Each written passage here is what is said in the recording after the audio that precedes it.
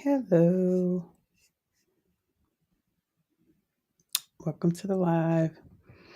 I am Sean and I'm working on a quilt here, and then we have some embroidery to do after that. Well, probably in between time. So with the embroidery, I also have some scarves to make real quick. So you'll get to see me do the scarves as well as finish up this quilt. Now, this particular quilt will be a weighted blanket. So I have the blanket insert, and so I'm doing the covering, which is fleece. So it's going to be super soft and different things on both, or different. There's different fabric on both sides, but both very soft.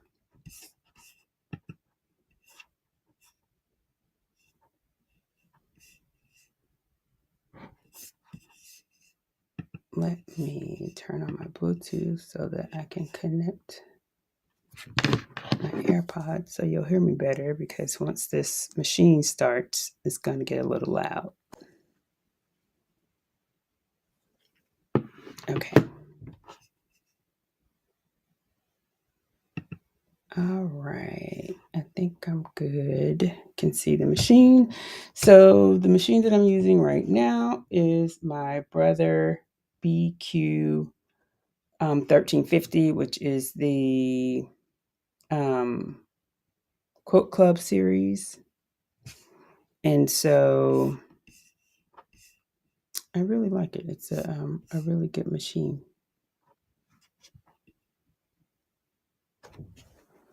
So let me do a couple of things. Put my phone on vibrate because I can tell you I know it will ring, of course, in the most inopportune time. And let me share out. Being vigilant and aware of your surroundings is better. Share out my live here.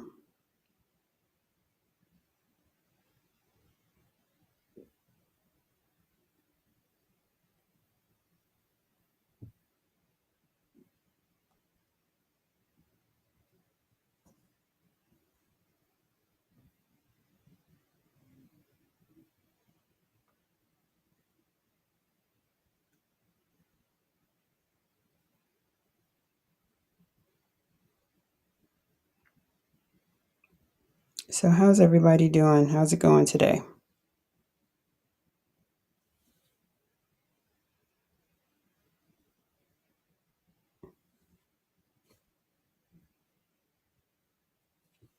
Okay.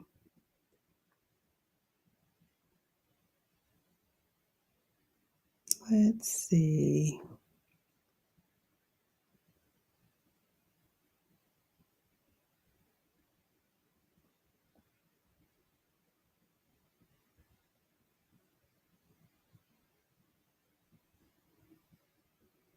All right. Let me check and see.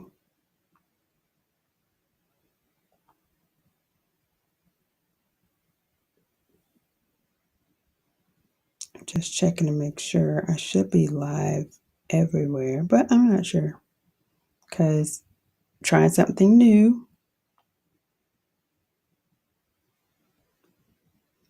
Welcome to the live. I hope everybody's having a great Christmas Eve.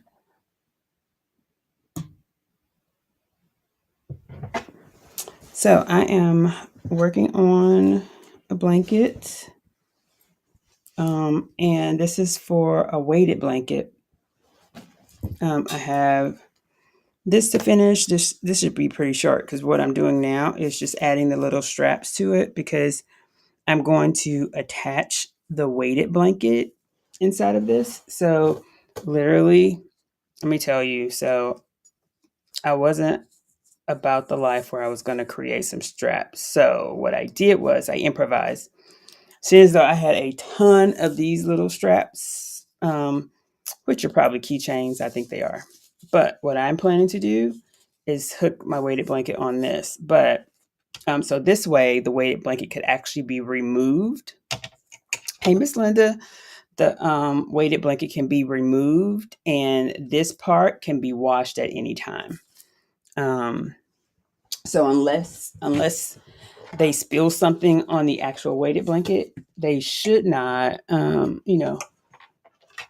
shouldn't have to do too much to it. But for this piece, at least I'm securing it enough so that it'll be ready. And all I'm doing is just a nice little tack down stitch on these little loops, and it should make for securing the blanket so that when I wrap it up, it's ready to go. But yeah, all I'm doing is turn that back. All I'm doing is like a quick forward stitch, back stitch, straight on, and then this puppy should be on there, ready to go. Yeah, and then now we got our first little strap. So all I have to do is put the blanket inside, and so I think that part will be really cool. And once that's done, hey, I have a full-blown weighted blanket complete in an insert. So it's almost like a duvet cover, but weighted blanket. So if you're thinking about creating a weighted blanket, it's really easy. Like I went to Walmart, got the actual weighted blanket material, and I probably wouldn't have covered it if they had like something cute, but they didn't have anything cute, so I'm creating my own. So I'm like, okay, wasn't cute, let's do this. So this is what we're doing. This is what we're doing.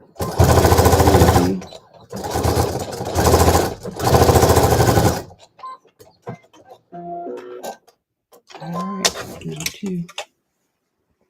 And so one thing I thought about doing was just the corners. And then I was like, well, I might want to be a little bit more stable. That way, if one corner comes loose, you have a couple more anchors in there. And so I do have my bottom piece down here because it's pretty big. It really is pretty big. So I just want to make sure it stays right. So we don't have any oopsies. I'm going to take that one out. And then I'll just do two at the top. And then the two at the bottom. And then at the top of this, which is where everything's going to fold in, I'm going to put the bottom, and then it'll just kind of fold inward to itself, and it'll be really good. It'll stay in there. And then it's like a little flap so that when she's ready to take it out to wash it and stuff like that, it's pretty easy to do. So I think that's going to work. And since her favorite thing is mushrooms right now and animals, so I have mushrooms in the other one. Hello.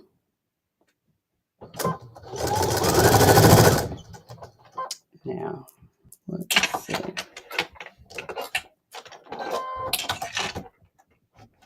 So I think this will be pretty easy. And then after I do this, I'll start making, I have some scarves to make with Cuddle, and I want to put a couple initials inside of it. So I'll have to change my needle because I need a 9014 needle for that cuddle.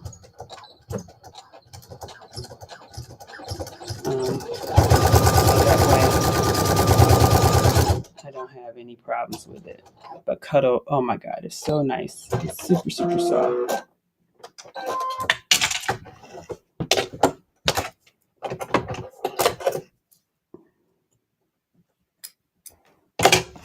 Alright, so that's one side, and then let's do this top up here. So this will be when I flip it inside out. This will be the other side of that. So now that I think about that, I may want this.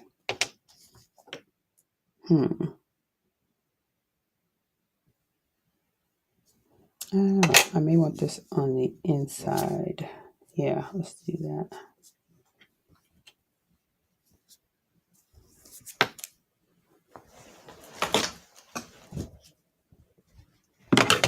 And so one side's mushrooms, the other side is like little kittens peeking at you. They're like, what you doing over there?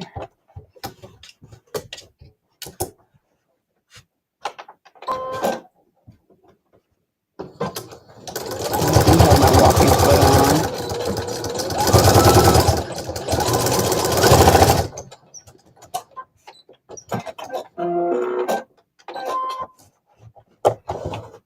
So this way it comes through.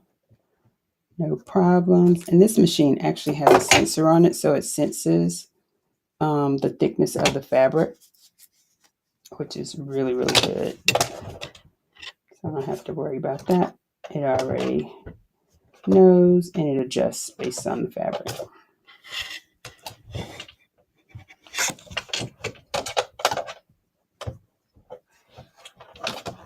Anybody else out there working on anything?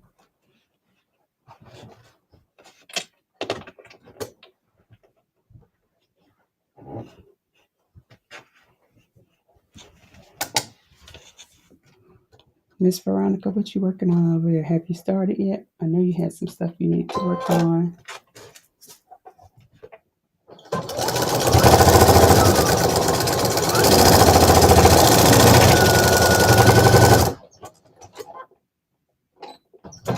Oh yeah, walking foot is awesome, especially when you got a lot of stuff going on like this thickness that I have.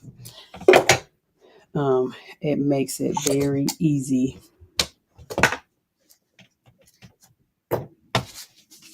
Makes it very easy for the material to just glide right on through.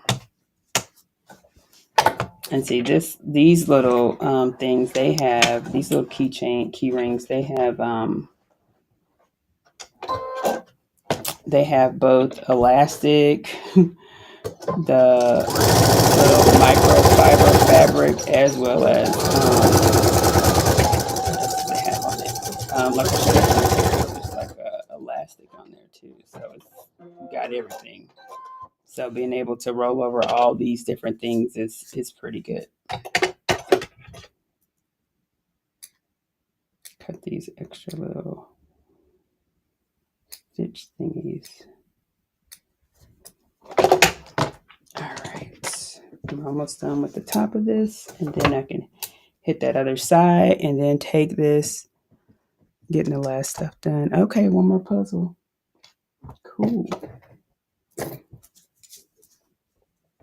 So once I get this done, then I'll go attach it to the weighted blanket, and I'll take y'all with me to attach to the weighted blanket. So we're gonna be moving today because we'll go down to the embroidery space. I'm trying to figure out now what I want to put on these scarves because these are Christmas gifts.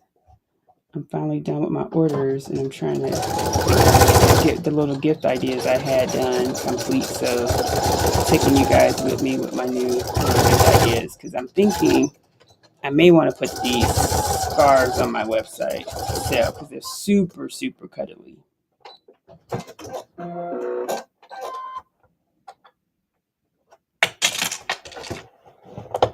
Yep, they are super cuddly.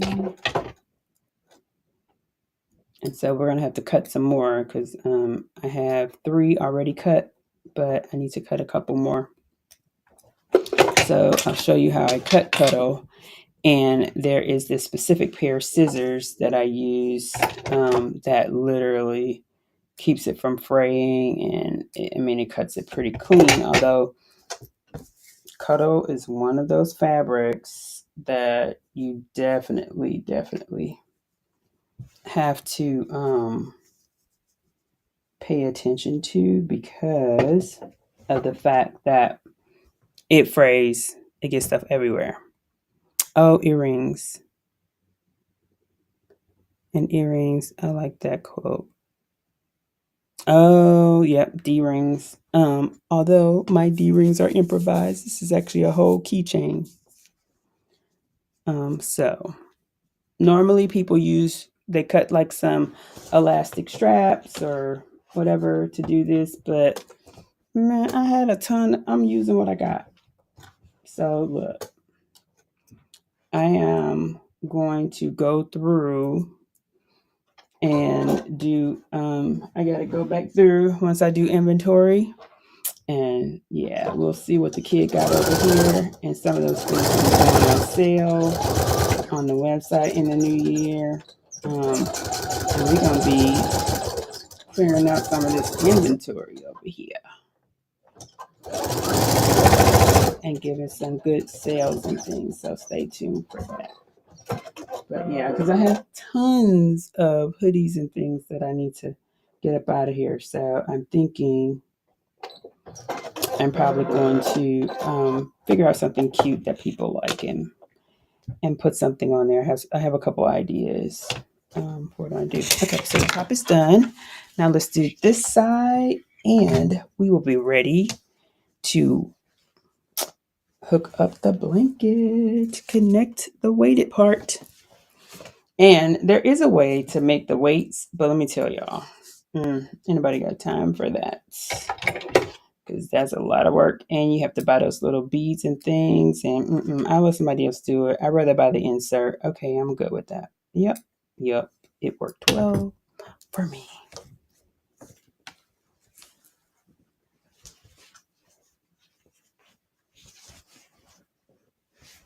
Okay, let's get this situated. Now I have all my clips, but evidently I moved my clip holder over to my cutting table yesterday. And I didn't bring it back. You see how that works? Put stuff back where it came from. It didn't happen this time. My bad.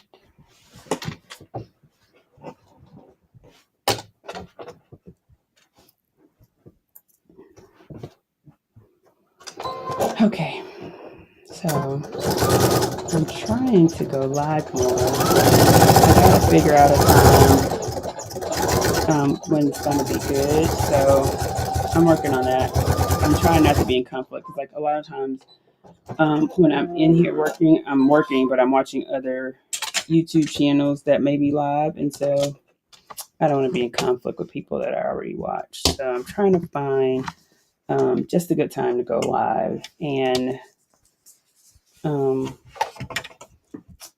then I'll be going live with friends too. So I know my friends and I were talking about going live to do an update on. We normally do our annual goal planning on live, so we have to figure out a date. But next week, sometime we'll be going live to do our live goal planning and kind of just talking and strategizing about what we want to do for 2024. A lot of us have already kind of set up some game plans for 2024, but we'll talk about them live on YouTube and all the channels, and they'll be live on their channels as well. So yep, just stay tuned because that'll be coming next week. Because if you haven't started thinking about what you want to do in 2024, this is a great opportunity to do so.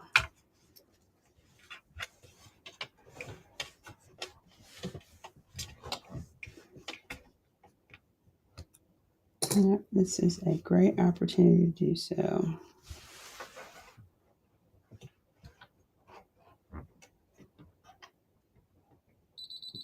Gotta put the foot down, child. You gotta put the foot down. Otherwise, you can't press the button.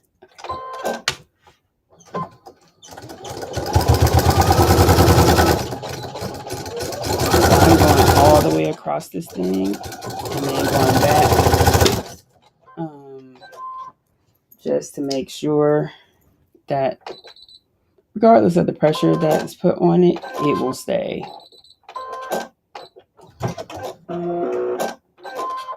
So just making sure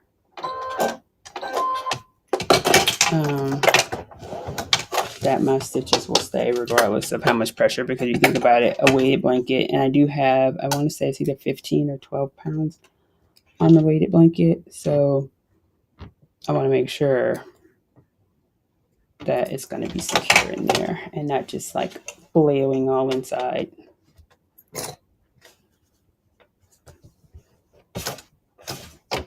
And then once I get this done, which I'm on the last strap now, I will move us over to the other side, because I'm one of those crazy people. Well, not really crazy, but I'm one of those people. I literally vacuum my floor after every job, so I'm probably gonna pause y'all at some point once I finish this job and vacuum for a second. I don't know. I just do that because it just makes me feel better. Plus, this particular blanket, I actually have it laid out on the floor because with this weighted blanket, it's so heavy. I didn't want to put it on one of my tables and cause some issues. So I just cleaned the floor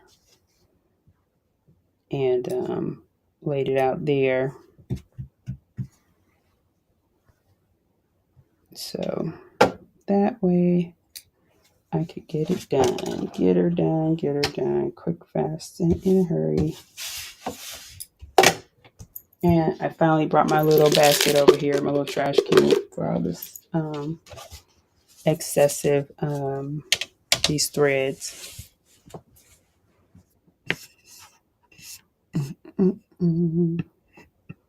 Ms. Veronica, you say you have a bank? And you're putting the last bank together. Okay.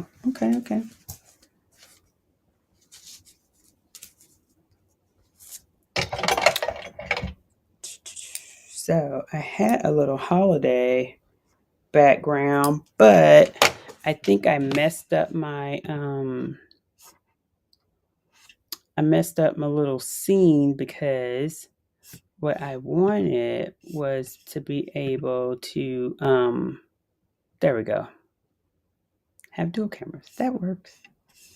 Yay. Okay, so now let's add that camera back.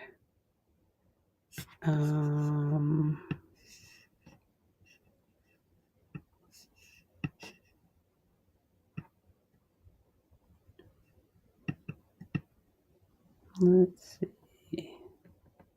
There we go. Okay, better.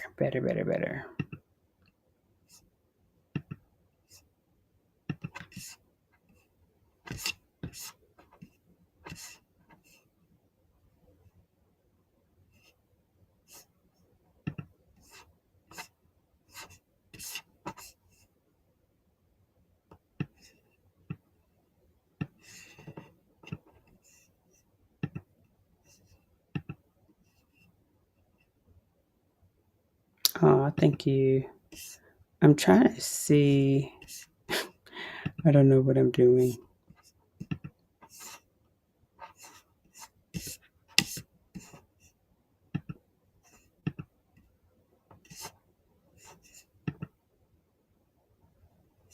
Okay, so I think on this screen, let's go back over here.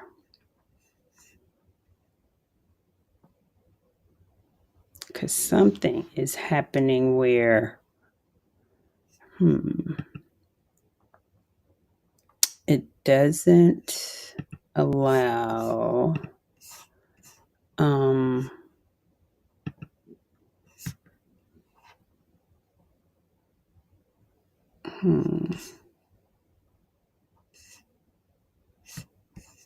I guess I could do, well, no, I definitely want dual screens. You know what? I'll just leave it like that.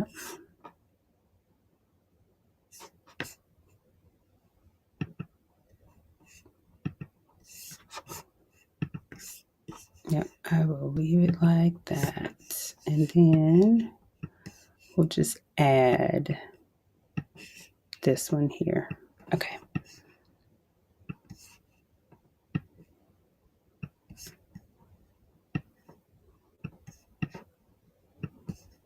And this way everybody's comments just pop up. Okay. There we go.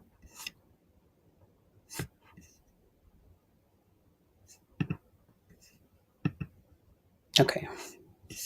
So there.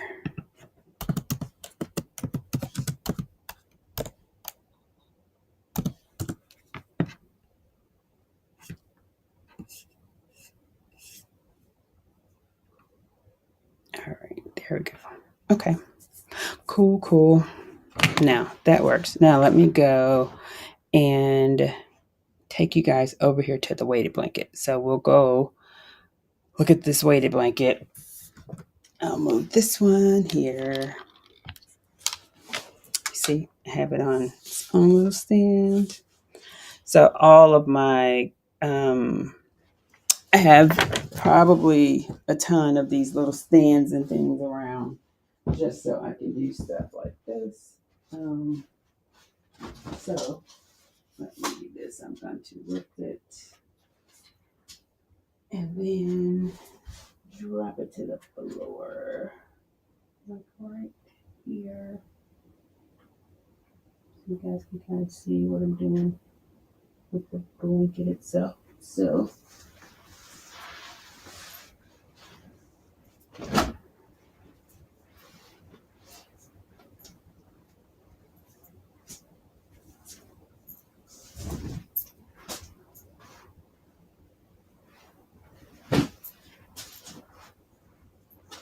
all right. So one of the things that I have to do, each one of the corners right here, it has a little edge strap right there. So what I'm doing is I'm taking the edge straps and I'm going to put it in this loop like here, and I'm going to tie it. So I'll be making a little knot on the corner. Now, interesting enough, I feel like I should cut it. So let's get some scissors. Let's see. I feel like the rim should be cut here. So that way I can do a really secure tie.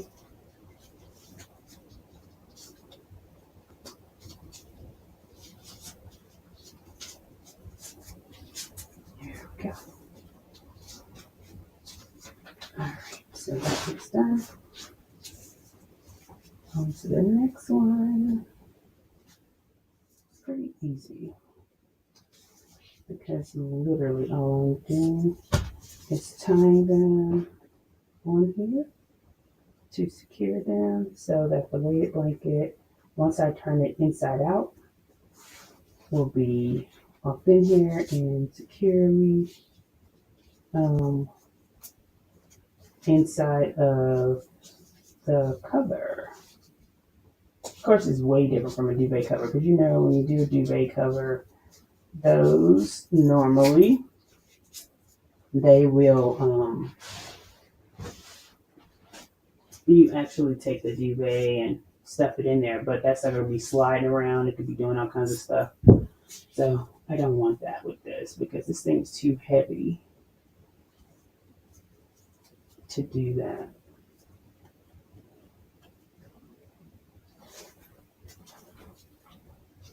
And so I can't see if you're saying something to me, so I'll be back in a little bit, okay? But I'll talk you through what I'm doing. I'm just adding it through at the top. I'm cutting each one of them, and I'm going back through the loop, or as Ms. Veronica mentioned, a D-ring, because it really could be a D-ring. I've seen people do these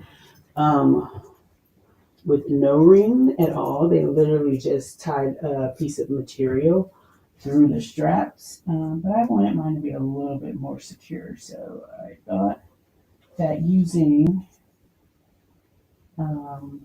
this type of tool would help. And all I am using, literally, is a keychain, by the way. So it's a keychain that is made of, it's kind of like a little foamy effect. And so, which makes it look like a D-ring. All right, I'm all the way over here on this other end now. This is the bottom of the blanket, and let me tell you, I use every one of the straps at the top. So I'm securing it very tightly for the bottom and the top. So it will be 100% secure up in here. Should not, it shouldn't do any shifting and moving around and all that good stuff. So now I'm hitting these sides. And once I get the sides done, be ready to rock and roll. Put this baby in, flip it inside out, and we will have one Christmas present done. Knocked out. Yes, yes, amen. Good thing. Then we'll wrap it up later. But for now, so next, after I get this done, we'll work on some Shannon fabric. They're going to be scarves, and when I tell you, they are super fluffy. Oh my gosh. And I'm trying to decide right now if I want to put initials on them, and if so, I'll need to take them down to the embroidery machine. So I'm really thinking about that. I think that'll make it, oh wow, it's going to be, it's the Shannon fabric Luxe, and man, when I tell you, that stuff is so soft. It's amazing. And I'm going to use magnets. So for the closure, so I'm not necessarily making an infinity scarf, but I'm making one that kind of goes around your neck, and literally all you do is take that thing and clip. It's just a magnet together. So I had an idea, and Miss Veronica has a fabric printer, but I had an idea about how I wanted to secure the magnets inside of them, and to use a one of those things I have that has my business information on it. So I thought about taking some material and actually applying a couple of DTS that I purchased from Elliot's Graphics, and taking that with my business logo on it and covering the magnets with it. So when you look inside of the garment, it would actually have my logo. So I was thinking of doing that because that's a great way for branding, right? So literally get you some small DTF prints or some fabric if you can print your own, and put your logo on it. So that way when people look inside of the garment, they see your logo. So in case someone says, where'd you get that? Oh, it was a gift. Oh, did someone make it? I think so. And then they'd be like, oh yeah, it was made by my aunt, or it was made by whomever. And this is their business. Boom, there you go. Branded, shared it with someone else, and it's done. So, thank you guys for joining or watching the replay. If you are, I am making a weighted blanket, and basically I made in a cover for the weighted blanket, almost like a duvet cover, but for this heavy weighted blanket, because this sucker is heavy. Let me just tell you. All right, so I'm going to turn this around to me instead of going around the side. And I'm going to do this side, and then we'll be ready to turn it inside out so you'll be able to see what it really looks like. Oh, I tell you, this sucker's heavy.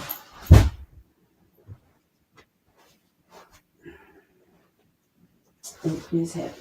Okay. And we are almost ready for the reveal of a nice new weighted blanket.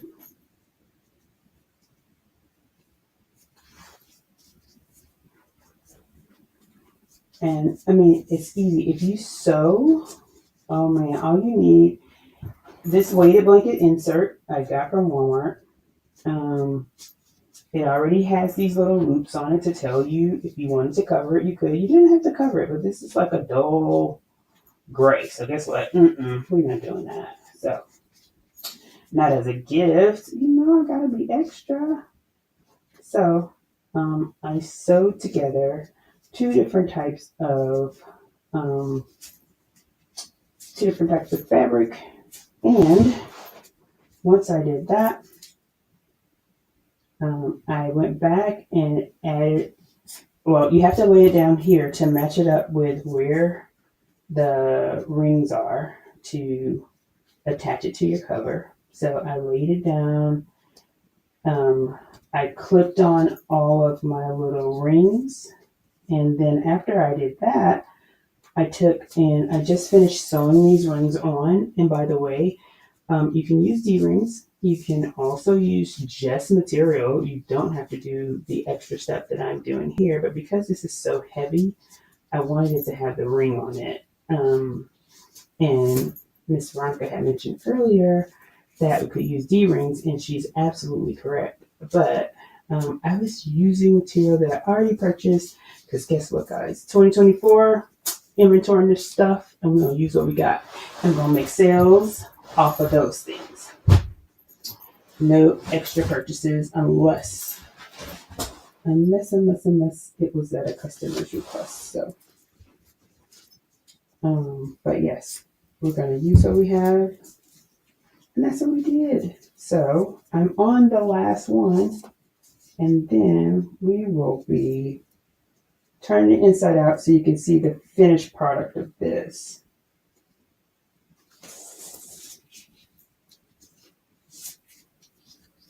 And so the way I'm going to turn this inside out is the top, which is right here, is going to go all the way down to the bottom.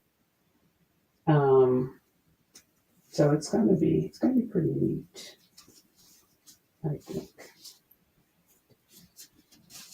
And I left a little flap on the top so that I could actually flip it inside out, and it not it's going to create a kind of like a pull on it so that it won't be shifting. So it's to help it stay secure. So I'm excited about this one because this is a cool little gift request. This was on the gift list. She wanted a weighted blanket, so that's what I'm making. But with her favorite things on it: animals, which she loves kittens, and mushrooms. Okay, so now let's figure this inside out. Let me move these scissors, put these back. All right. Let's see what you can see. So you do see this blanket. All right, so I'm going to switch it so that I can turn it inside out. All right, so this part, it's going to go, so if I was turning it inside out, this would go in. Let me see how it goes. Okay, so this will go in this way. I think, guys. I don't know. We'll see. Okay. It's the wrong way. If I need to flip it inside out, let me see. Here goes the mathematical genius part. Okay. So I know. Oh, okay. I think I got it.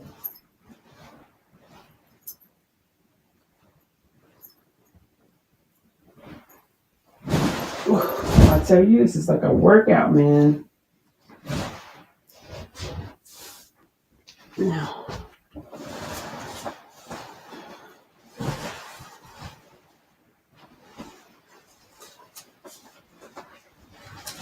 I can't see the screen yet, but I'll be back in a second. Because what it looks like is I'm gonna have to do something to attach this part. Because like I have, yeah. Yep, I'm gonna have to do something to attach this top part. There you go, trial and error. But I know, I think I flipped it inside out. So here's the kitten part. Let's see. It's gonna be that top part. Because it's definitely down here. Yep, it's in this corner, which is great. Let's pull this corner out. So having those loops really help because I can feel for the loop and just pull the corner out, which is what I just did, which that worked perfect. Okay.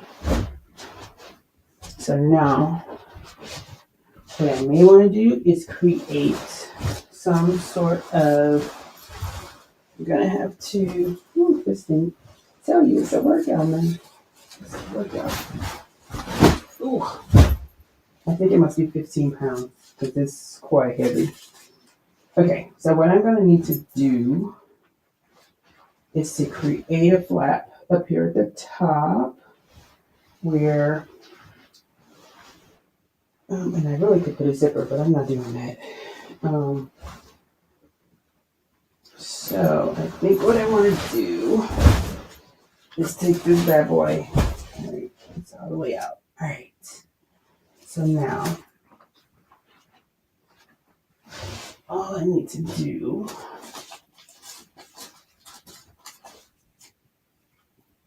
is tack this in some sort of way where it's almost like if I put buttons on it, or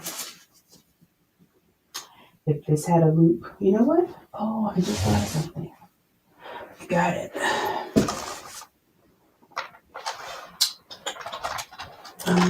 Smaller scissors. So let's do this.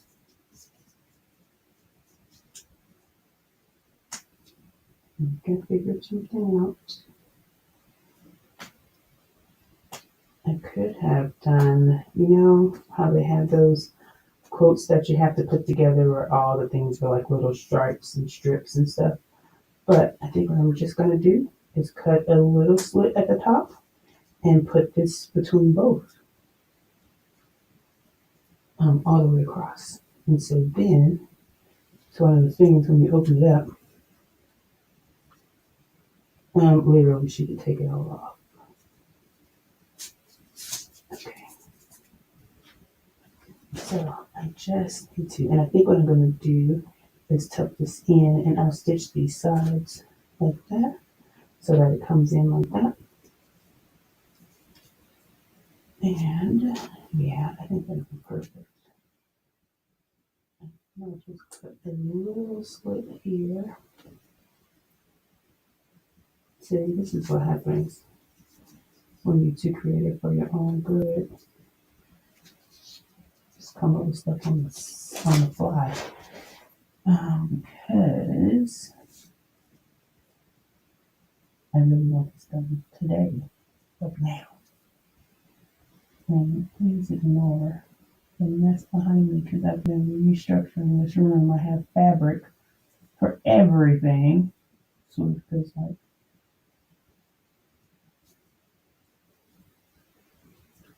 And if for some reason you're seeing symbols or any type of logos. I am not sponsored by anyone. So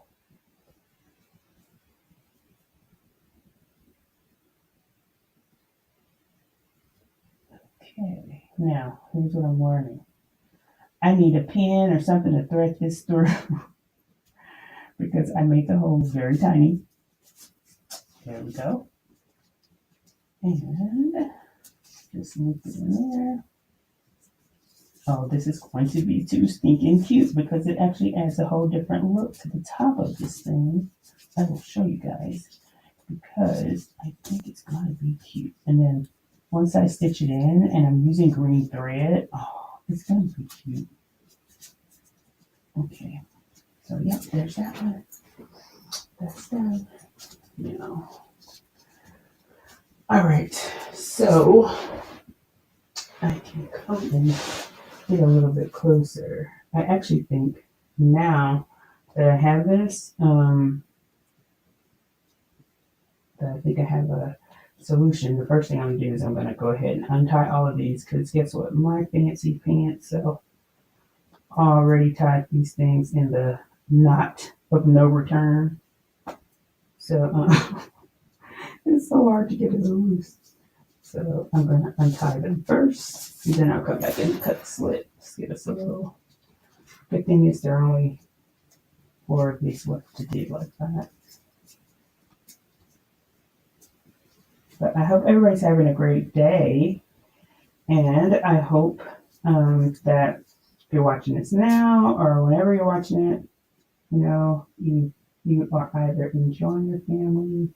My family's all cooking, and I told my sister, I'm like, I'm trying to finish Christmas gifts. She was like, okay, because I was gonna come over because they're cooking all the things over there.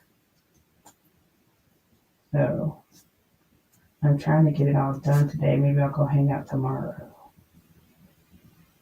Because my brother-in-law and my niece were cooking.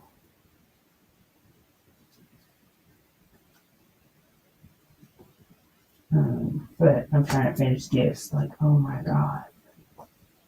I have all these grandiose ideas and then I get all these last minute orders. So, but I got all my orders out and I'm very grateful for those people that placed their orders. And now I'm trying to play catch up and get my Christmas gifts done. One of those things when you really want to create everybody something. Because I just feel like, we have so much. People have so many things. But I feel like it's a personal touch if you make it. Although I know a lot of people like to do gift cards. That's a thing too. But I really like making stuff. And I feel like it's more personable. And it's something that I really wanted to give you, so I made it.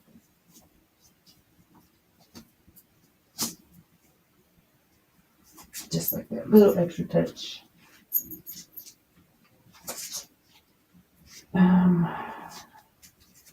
All right.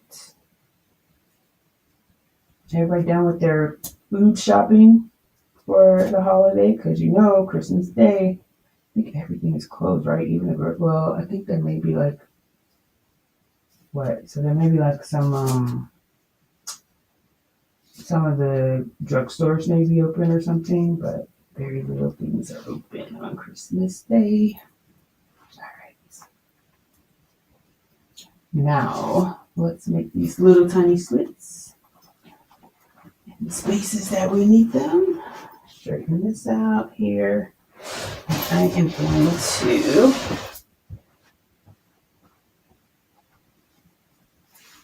tuck this under, and then all I have to do is sew up the sides because I don't want them looking all coily. All right, there we go. Go.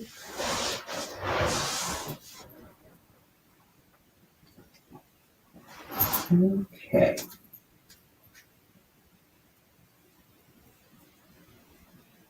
I hope I'm still in the frame because I really can't see what's going on my phone up there. But I hope everybody's having a good day. I am again working on creating a cover for a weighted blanket. I'm in the process of actually covering the blanket right now. I have made the cover. It is it has two different sides on the cover. So she has options. I like options, you know. So she can either have this black and white side or the green side. Depends on the day.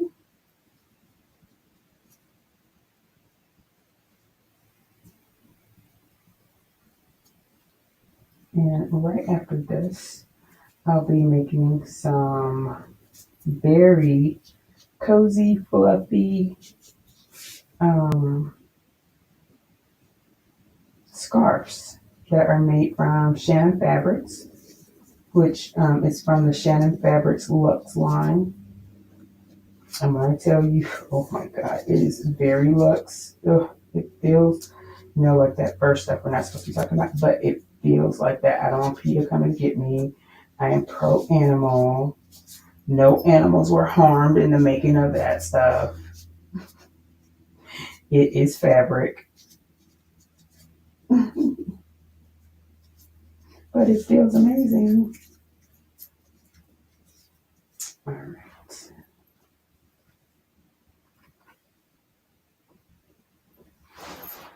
So everybody be calling PETA on me. I didn't do anything. I'm just using fabric, and it's not an animal fabric.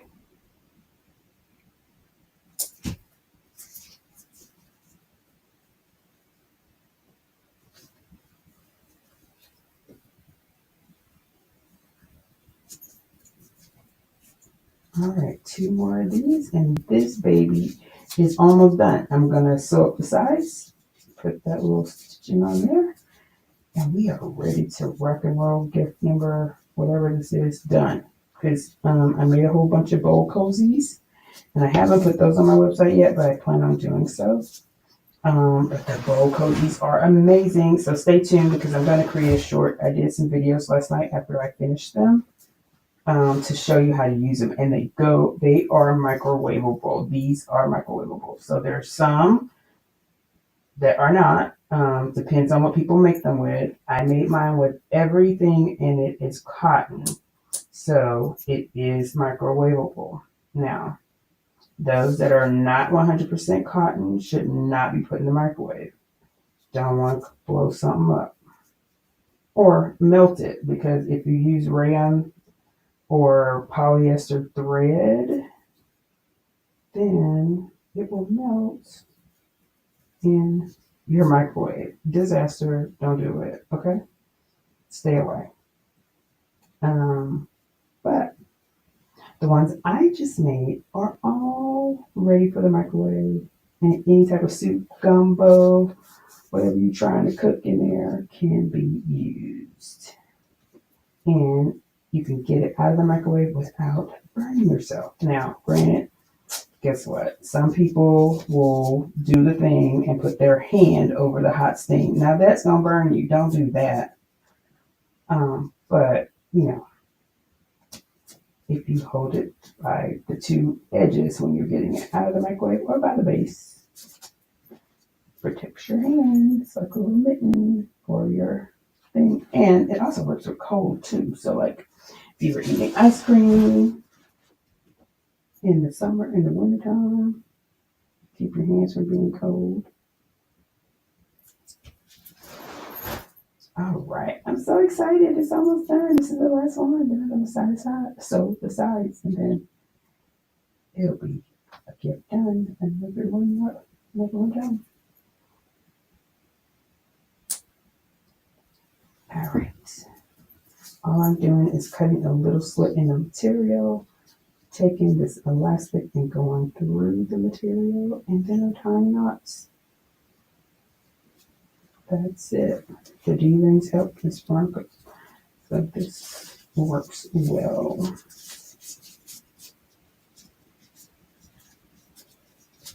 Little shabby chic quilt or a blanket, because it's definitely weighted. And let me tell y'all, this sucker heavy. Feel like I was in the gym lifting weights when I picked it up a minute ago. Like, oh boy. All right, so all I'm gonna do is sew these edges, and it is complete. All right, so I'm going to stand up and show you guys. I know you can hear me. I don't know if you can see me, but I will show you what we have. Put these scissors out of the way. Okay, so this is the weighted blanket.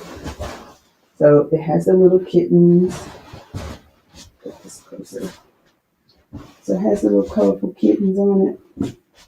And then the other side, let's flip it over, is green with the mushrooms. So we have the mushrooms. It's really cute. I think so anyway. I hope she's going to work it. All right, this sucker's heavy, man. So let's walk back over here to the machine so that I can sew it.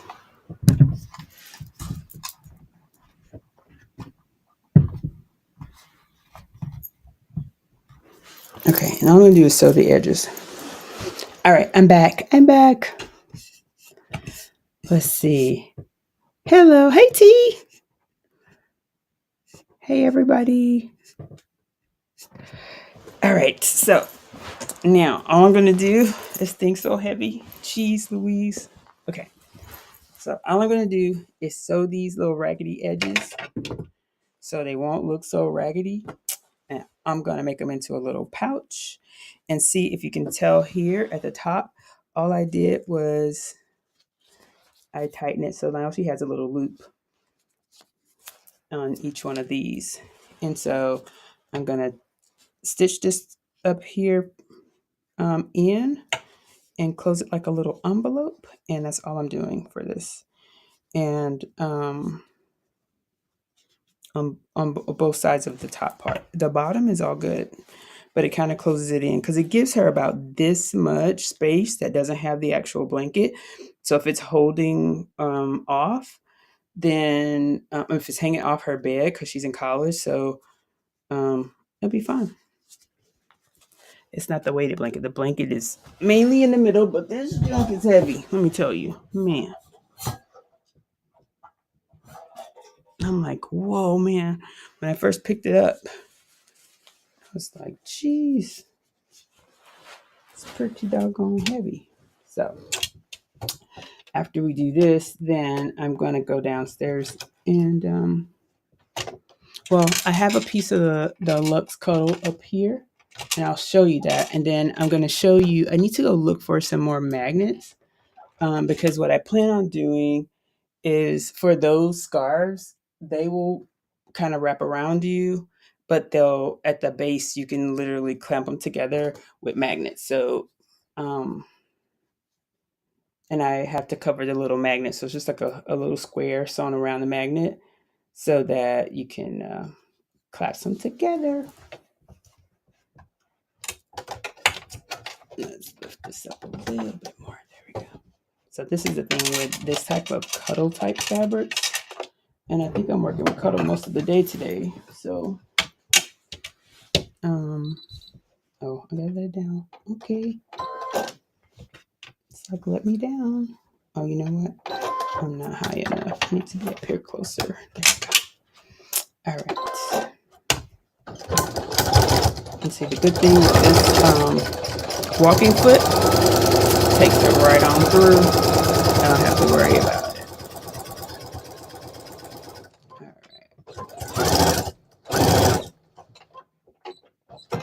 All right, that's done. See, stitched up.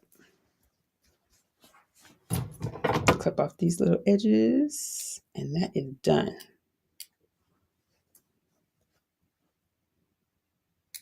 All right, let's do this other end, and this blanket is a wrap, and we'll be ready to look at the scarf, which is super cuddly.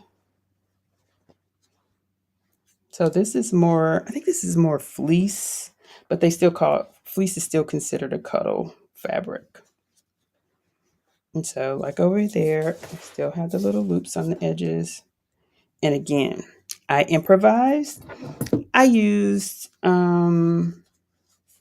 keychains that look like this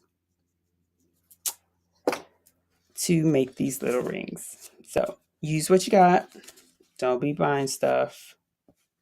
That's why we're creative.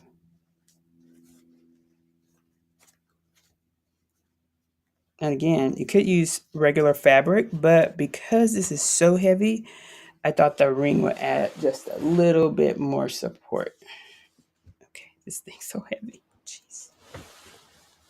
Okay. My trainer and I were talking about helping me build my upper body strength because, guys, ooh, suck. My upper body strength is not there. That's okay. It'll be there by April.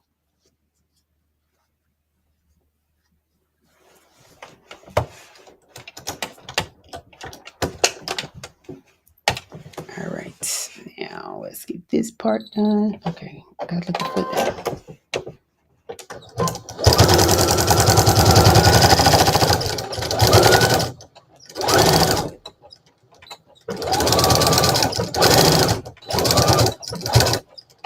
All right. And it's done. Yay. One gift out the way. Now, clean this up. And it's done. And I'll show you guys the cuddle because I have a couple. And I just need to cut some more. I think I need to cut, say 1, 2, 3, probably 3 more. And I'm going to do, and I can show you guys, I'm going to probably use Embroidery, but I'm going to create the initials and put them on there. And yep. And so I think I want to do it, I'm trying to think if I want to do it before if I do it before, yeah, I could do it before our sew. So that way we'll have majority of the embroidery stuff out of the way. And then I'll go back downstairs and do some more embroidery tonight because I have some samples I need to get out next week. So I need to create those samples. And I'm working on my licensing for a couple of the big schools. So I got to send samples to the school.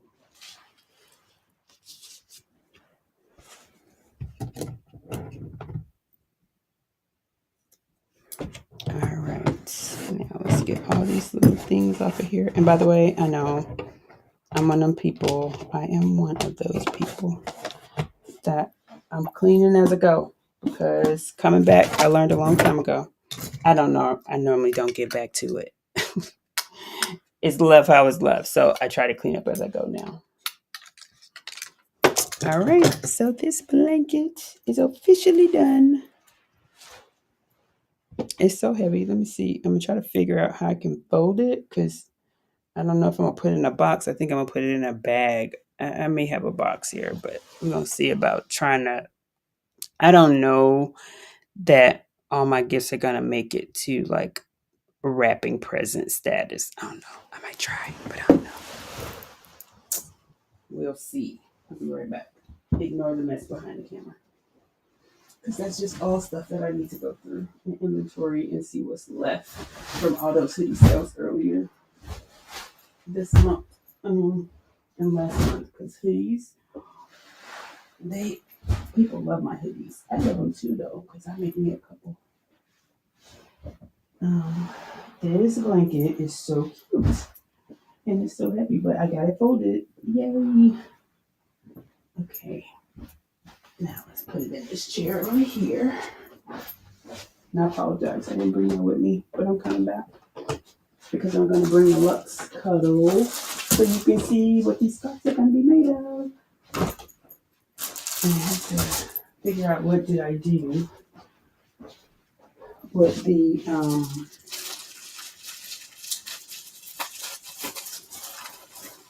so there's a couple things that I like about Shannon Fabrics. One, they always have, and they're like the #1 cuddle company. And I absolutely love them. But I also bought other cuddle from Shannon Fabrics, like the bigger rolls, which is what I'm going to have to cut in a little bit later. But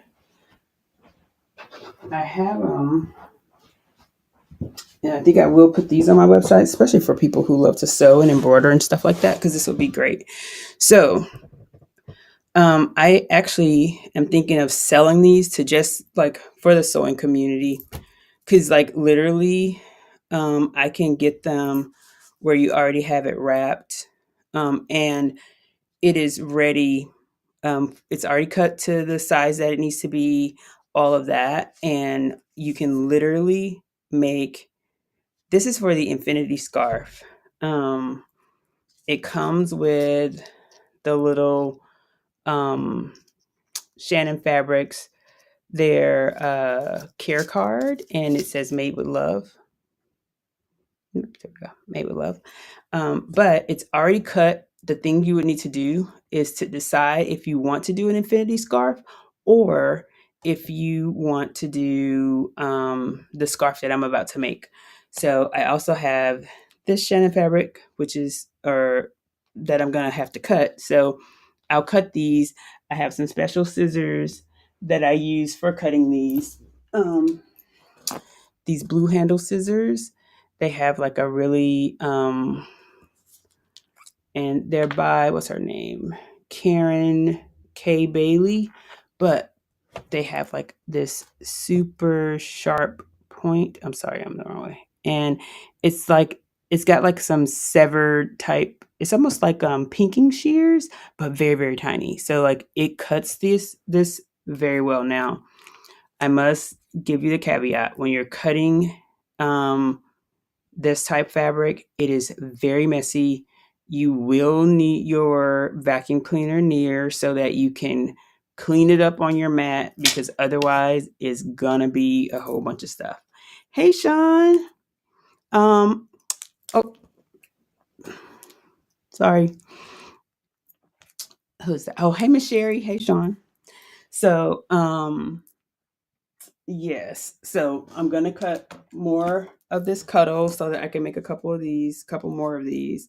And so I have black cuddle and I have gray cuddle. And when I tell you, see how fluffy it is? Oh my God, it feels amazing.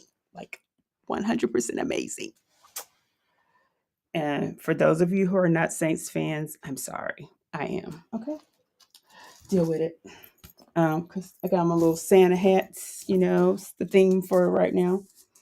And so there's also white. So there's different types of cuddles. So like literally, if you like it, like this is 100% polyester. No animals were hurt during the making of these fabrics. And it can be machine washed in cold water, no fabric softener because you don't want to mess this up. And you can either let it dry in the air or tumble dry. So here's the one piece here. So like literally, it's pretty wide. Where is it?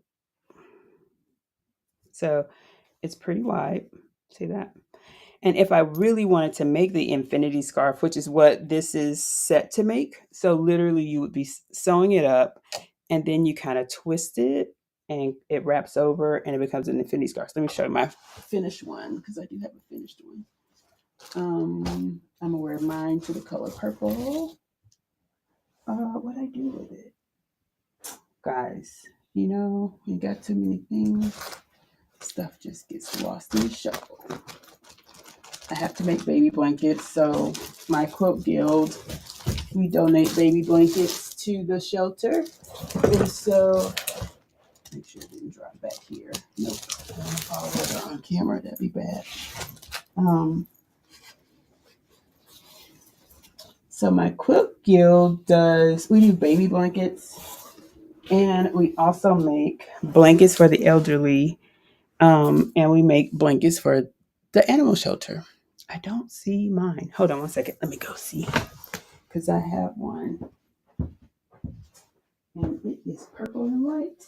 Which I'm going to need it because I'm going to see the color purple on opening day. Anybody else going to see the color purple?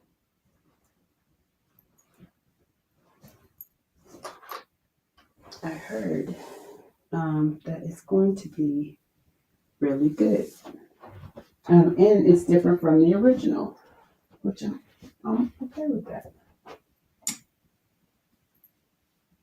Well, guys, I don't know what I do with mine. Maybe I took it downstairs because I know I was wearing it the other night because it was kind of cold. So when I find it, I'll let you know. But for now, we'll play with this one. So what I'm planning to do is take this, and I may need to shorten it just a tad, but I don't want to do that. So literally it'll go around your neck here, and I will have inside of here a magnet so that literally it crosses like this and it's clipped by the magnets that'll be at the end. So then it'll just kind of be able to clip on your neck, and there's no pins or anything. It's just the magnets. Now, if you have a pacemaker, probably this is not for you, because my understanding is that people with pacemakers can't have a magnet near them. So if your doctor says no magnets, then this would not be the thing for you. We would need to do probably the infinity one, which doesn't have any magnet. It's literally just it kind of like crosses over and hangs down sort of like this. This is what, but it has a little twist in it, but it still hangs down like this. So it would hang down a little bit further. So literally with this thing, you can decide what type of scarf you want to make or sell. And it could be a regular scarf or separate scarf. And you'll get to see once I get this done, how easy it is. So literally it is a couple of, it's not a lot of sewing. And I think yesterday T was asking about the serger. So a lot of times you can serge a lot of things that you really want to sew. So if you don't have a sewing machine, but you do have a serger, yep, you can rip it right on through the serger and roll on. Now, the difference is I'm not sure if on the serger you can change your needle to like a 90-14, because the 90-14 will give you a little bit more, a little less sharper needle so that it doesn't pull this luxe fabric. Because when I tell you, whatever you can think of that's the warmest, softest thing ever, that's this. And it's considered the luxe cuddle. And see, it's kind of shiny, but it is very, very nice. Very nice. All right, so here's what we're about to do. I have to change my thread and needle because one, I have green in here and nobody wants to see green on this black. And then I have my little magnets. Now these magnets I got from the Dollar Tree. So I'm gonna tell y'all what I'm gonna try. I'm gonna try something, right? So I'm gonna see how well these magnets work. Because I do have some other ones downstairs. But I mean, a magnet is a magnet. It just stuck to that. So I mean, it should stay. I don't know. But what I want to do is make sure that if I did this, I'm going to clip it. So this is how I practice to see if stuff's going to work. Okay. So I just clipped it, right? Now, I'm going to clip this other end over here because it's got to go through both the fabrics. So I'm going to need these magnets to be strong so that it can clip through both sides. Now, what I may have done wrong in this instance is the clip I'm using. The clip I'm using has metal. So let me see if I can't just use a pin and make myself a little pocket here, which may make it a little bit better for the magnet. Let's do that. And then let's do the same. Oh gosh, I can't get it off. Look at there. Oh, I'm gonna bend my clip. Isn't this a beast? Oh, the magnet won't let go. I guess the magnet works on that part, that close to each other. Okay, I need one more pin. I think I'm having too much fun over here by myself, guys. But it's okay. Hey, Miss Sherry. Are you still in the grocery store? Oh, no, you were at Kohl's. All right. Okay, let's see if it works, guys. I'm going to put them here. It's two different things. Oh, it works. Oh, no, it's not strong enough. Oh my goodness, it's not strong enough. Because I could knock that out with my finger. I need it a little bit stronger. So I may have to wait. But what I can do now, darn it, man. I'm going to go downstairs and get my other magnets, is what I'm going to do.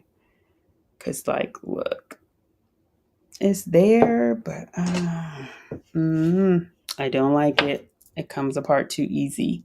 And you know, when you're cold, not trying to have no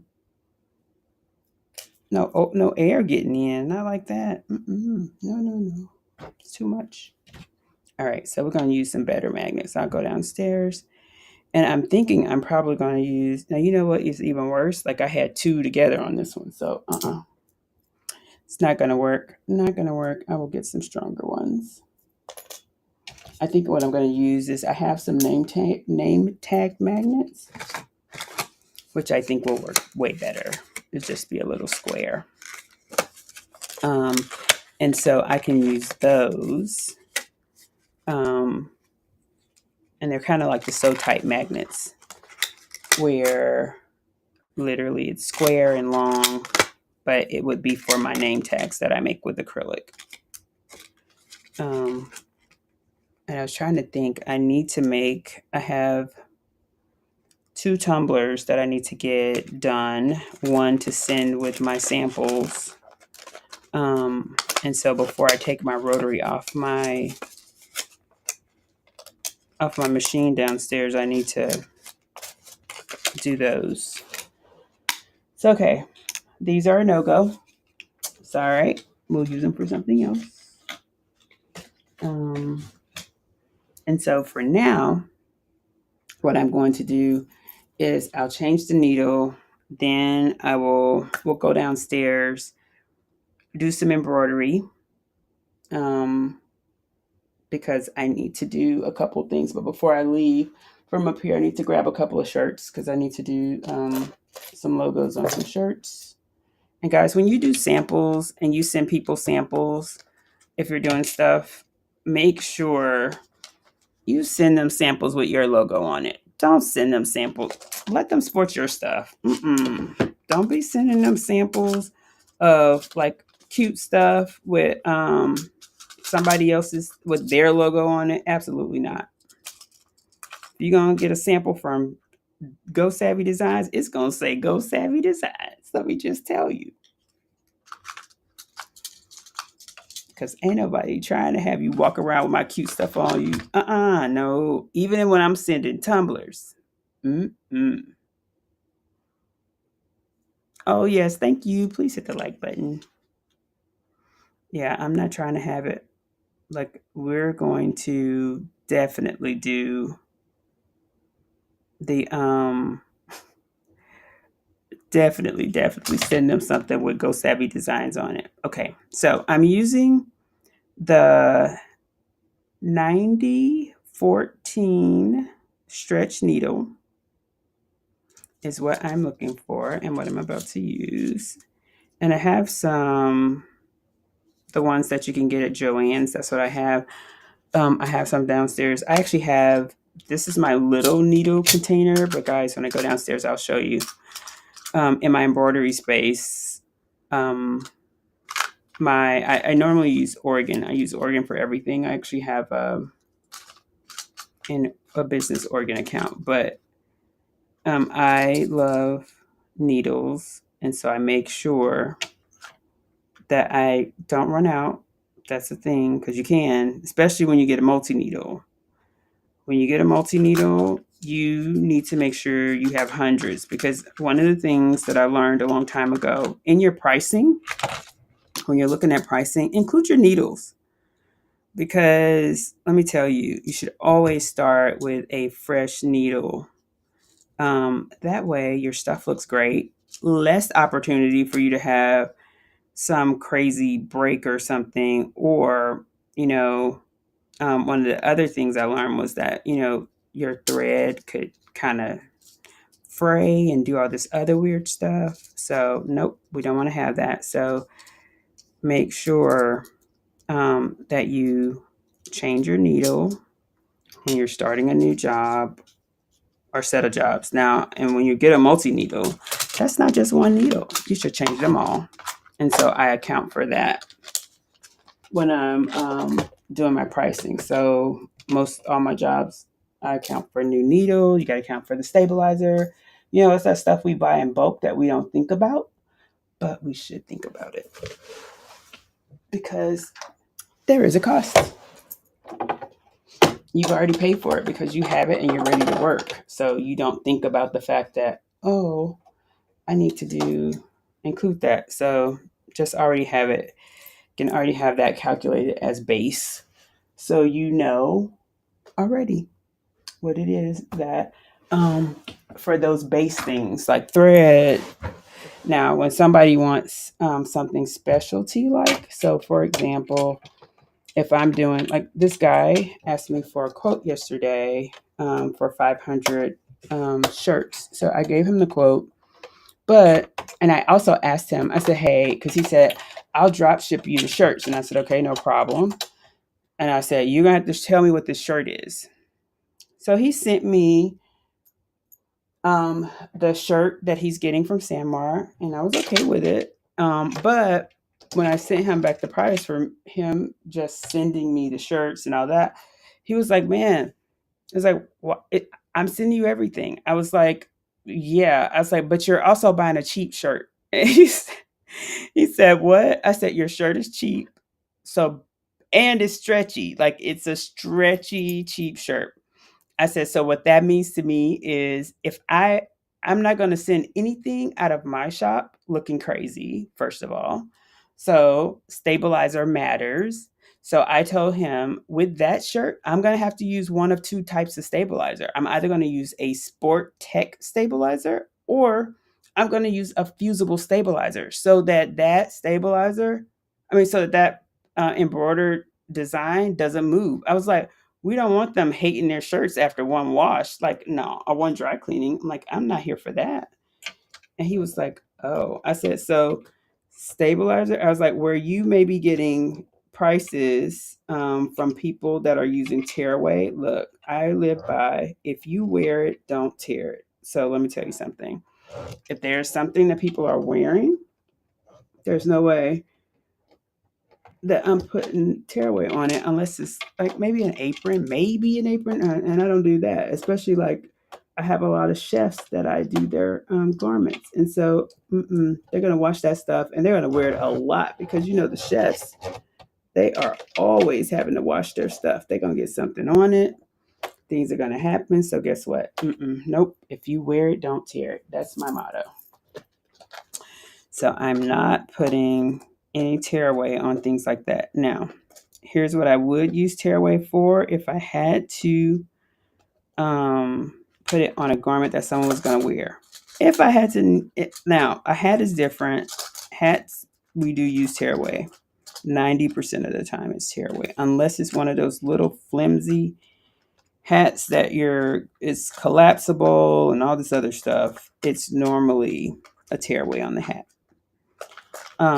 But I try my best to ensure that for garments that people are wearing, we are definitely using the right type of stabilizer. Now, I've been told by one of my friends, and I call her a friend now because we've been around the world literally, and met each other at all these different conferences and things like that. But Miss Lisa from the Embroidery software and Sew Bubbles, we're always talking.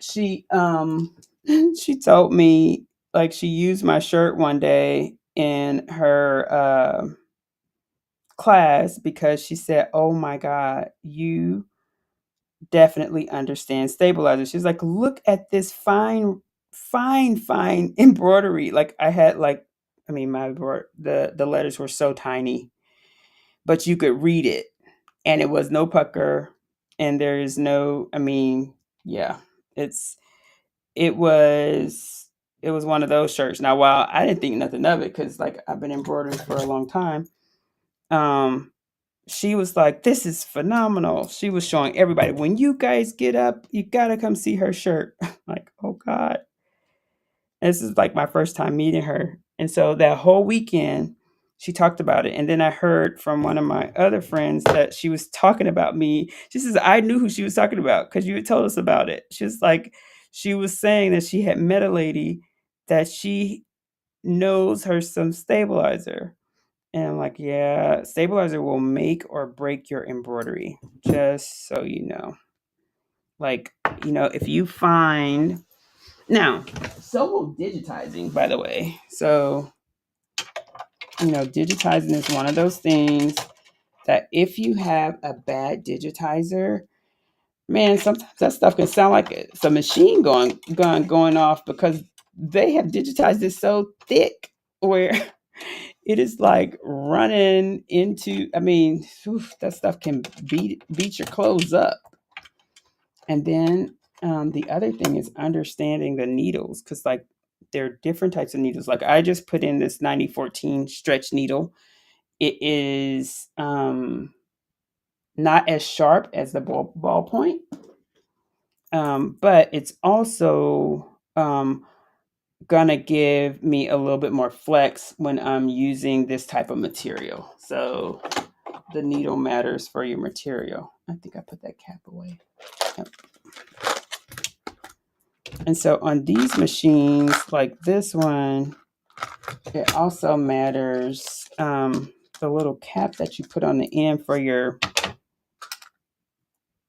to hold your spool of thread, because sometimes we put the big one on, and I think I probably should put a smaller one on here. It's literally just to hold it and make sure it's not to get in your way. So yeah, that'll be better.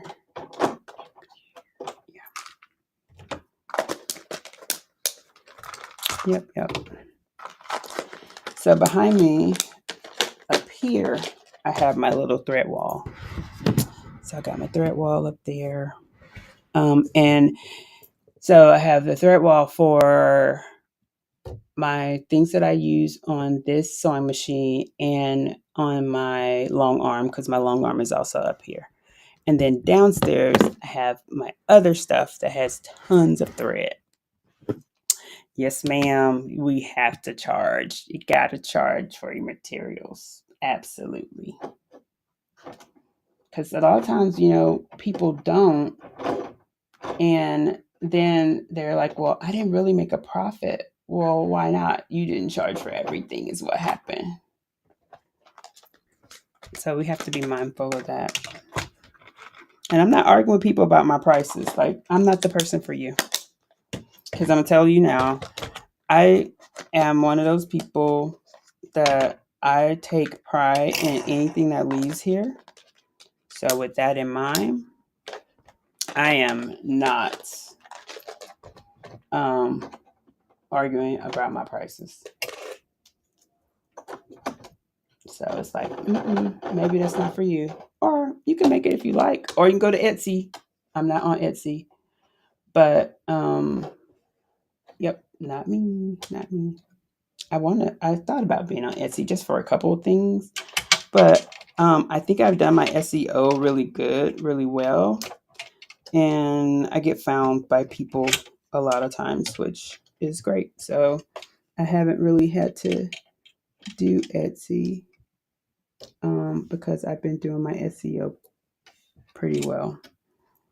So one of the things I also do, let's see, is Miss Linda still there? Miss Linda, Miss Veronica, y'all.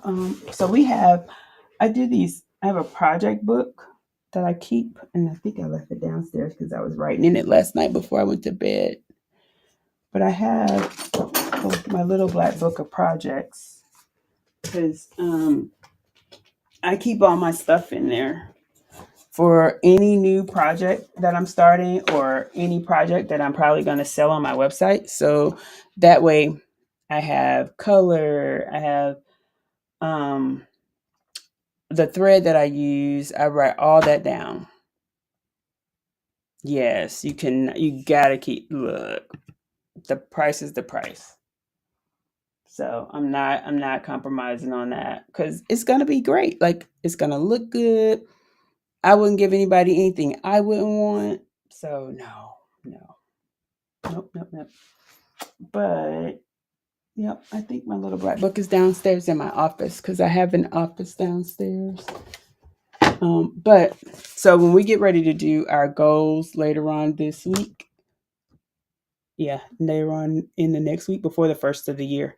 So we'll do a live and we've been using this book that I did a year or so ago. It's been almost 2 years now. And it's called Dream Big, the progressive vision board book. And so I believe in if you write it down, make it plain. So literally this is something I take with me. So like you can take it with you, put it in your bag or whatever, and as things happen, you mark them off and you add more things. So you just keep going, literally keep going. And this is on Amazon. I have quite a few things on Amazon. I have this on Amazon. I have my little black book of projects, and it really is a little black book. And so inside of it, though, which I love, I have it broken up in different segments. So, like, you can put what's happening with your project, you can sketch out what it was, or put a little picture of it. Then you can also do like the materials you use, any FYI things for stuff that you would give recommendations for. And then there's also the what's the other? Oh, content. So if you wanted to create content on those things, then there's a section to talk about what you want to do with your content, how long you want to make it, just like notes about whatever content creativity stuff you want to do for that. And so, yeah. And then I have a coloring book. I have two coloring books now because I have one that's about cats and dogs for kids. And then I have one for it's actually African American female coloring book. So it's all about the black family in coloring books. Then I have one for ADHD. It's really a notebook for distraction. It has like additional things inside the notebook, which includes stuff like dot to dot, different puzzles, little animals, things like that.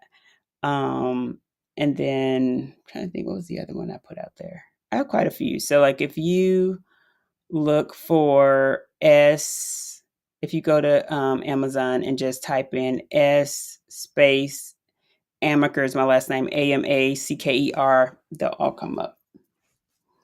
But yeah, so I have a couple things out there on Amazon.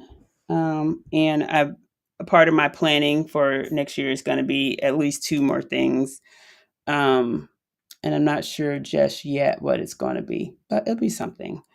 All right, so what we're going to go do now, I've changed this, and y'all know what I didn't do. I didn't finish threading the needle.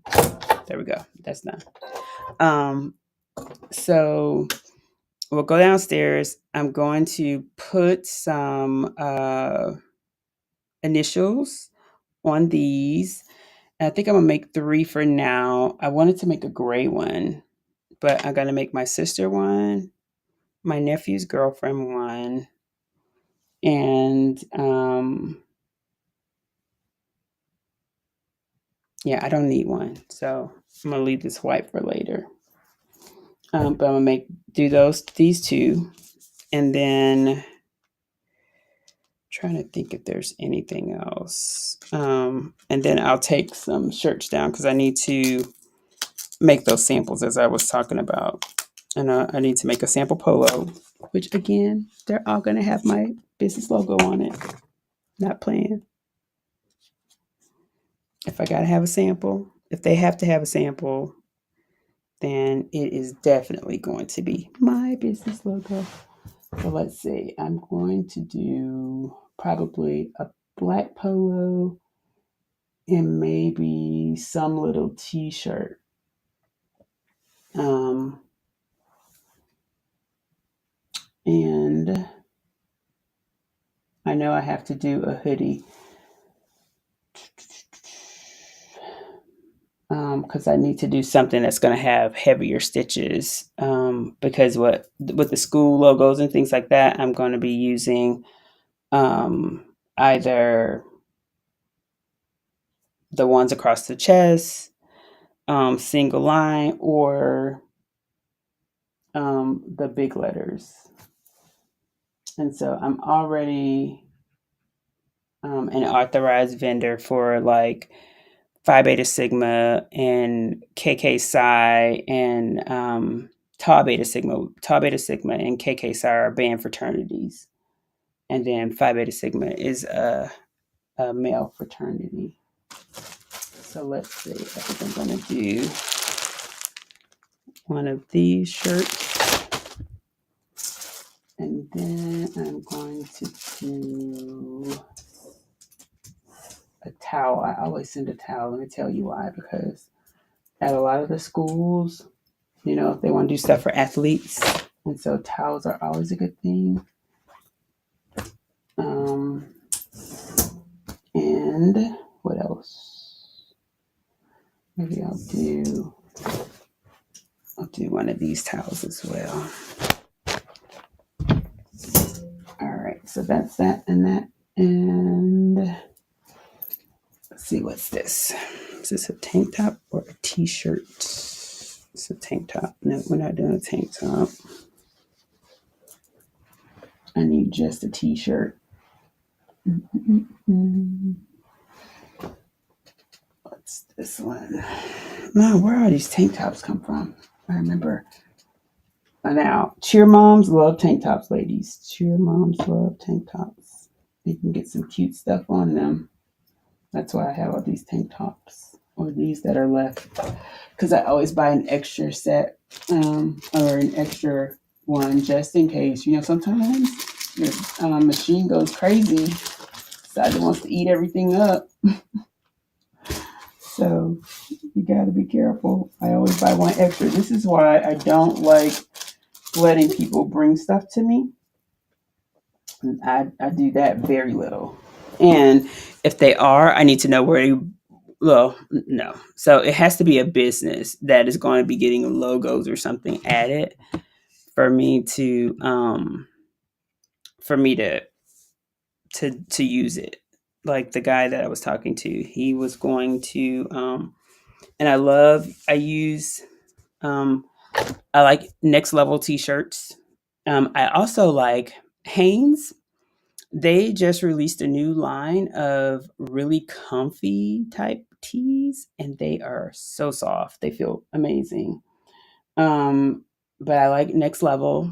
That's a brand that I use a lot of. And I also like, let's see, Next Level.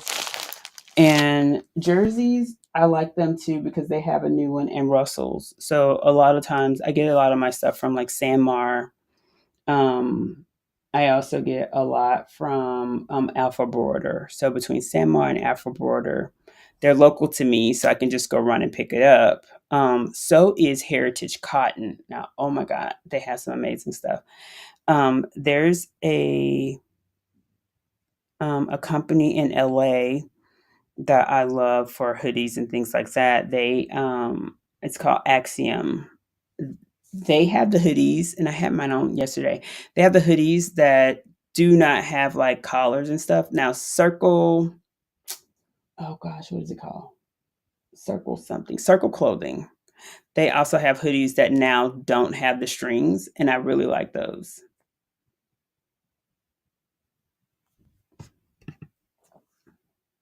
Yes, yes, Bella Canvas is so nice too. They are very nice.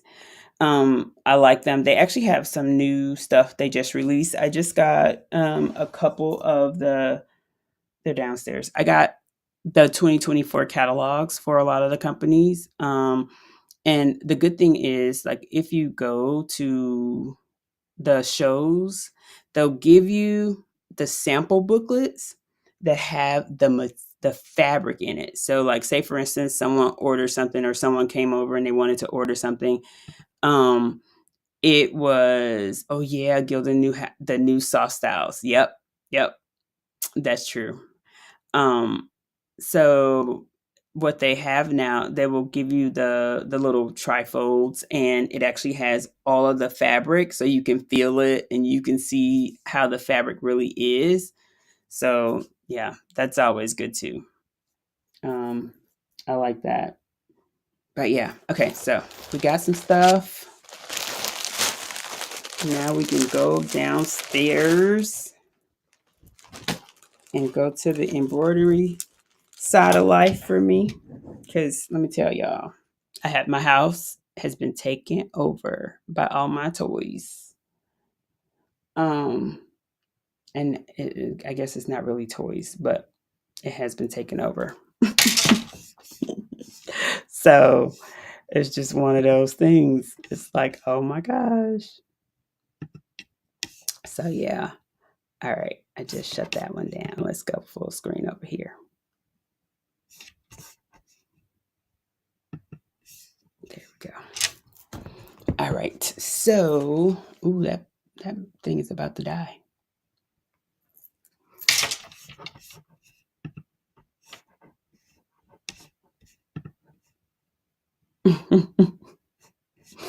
Yes. All right. So I need to charge that while we're downstairs because I'm going to take the computer downstairs and I will charge the other one. Let me see. Trying to make sure I didn't bring anything up here that I'm going to need downstairs because sometimes I do that. And you know, I do need my snips for downstairs.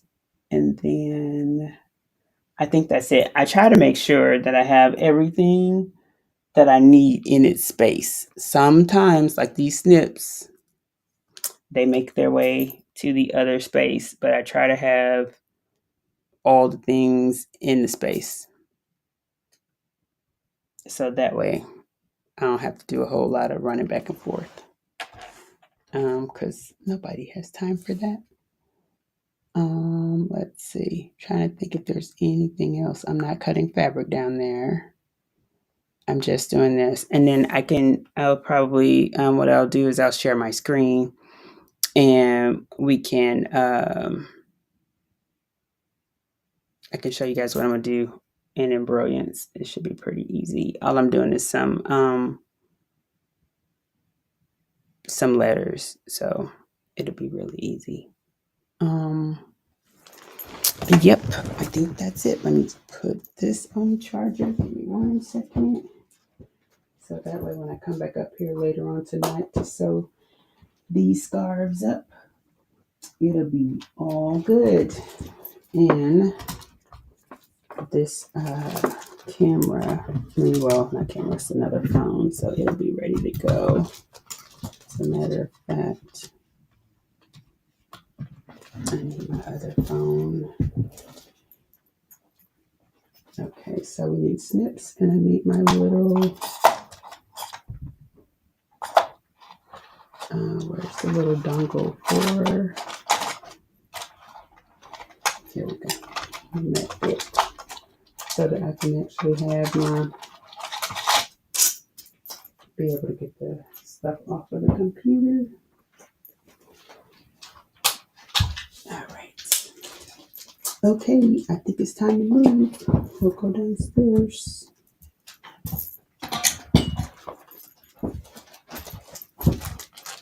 Anybody cooking dinner? What y'all making for dinner? I need to do something. I'm not sure what yet. Not sure what yet. Turn some of these lights off.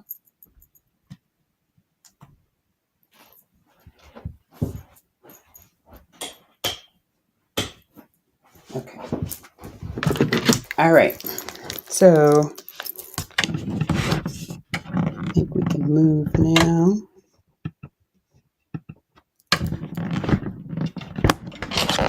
Sorry. I hope I don't make anyone dizzy. I'm making sure I got everything. Up snips in my hand.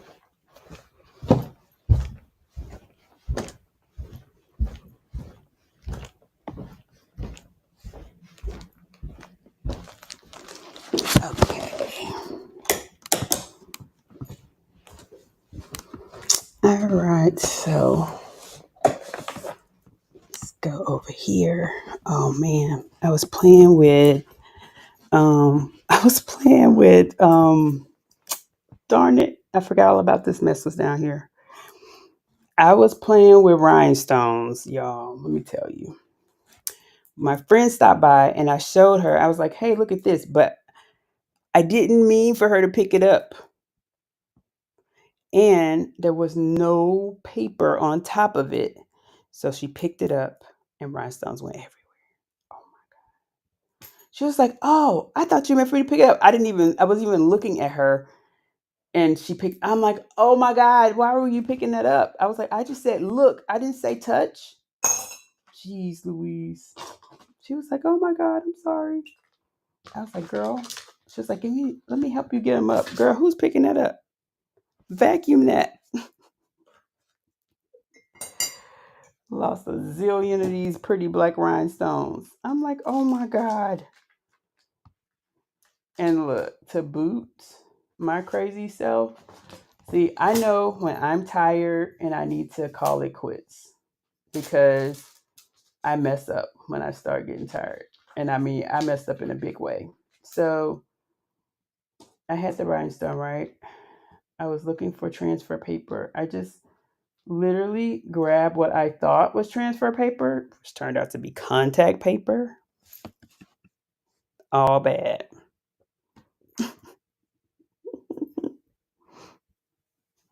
All bad. It was real contact paper.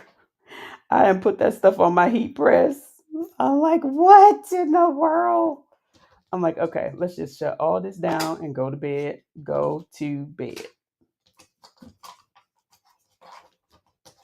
So, all right, guys, I'm almost done. I'm moving this stuff because my little rhinestone area is where my computer normally sits.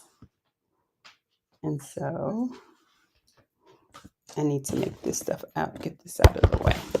All right, so the machines are behind me. You'll see them in a sec.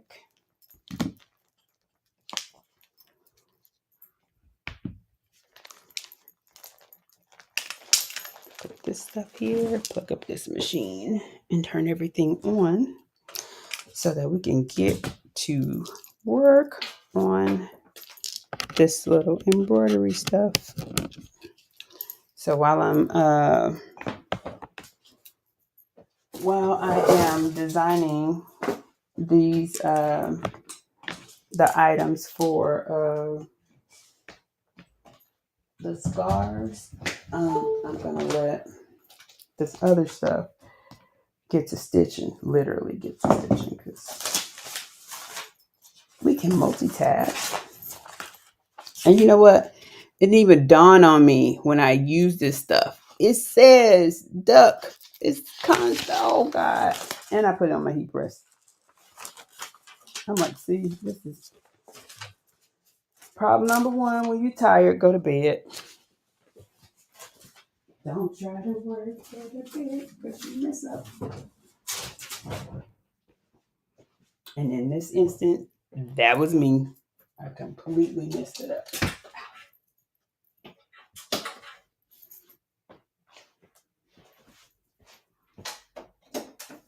All right, so let me get this out of the way, and then I'll shift you guys in the right spot so you can see the embroidery machines.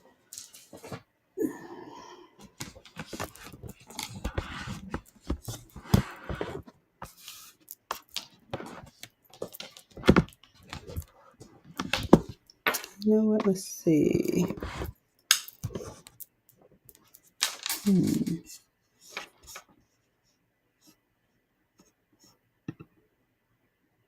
Let me see. I'm trying to.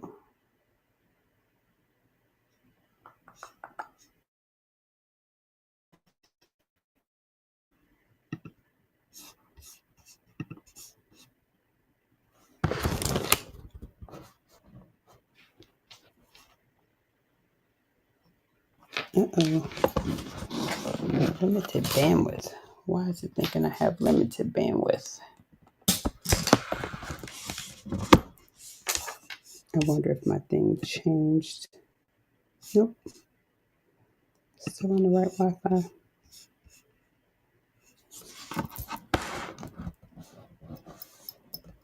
Okay.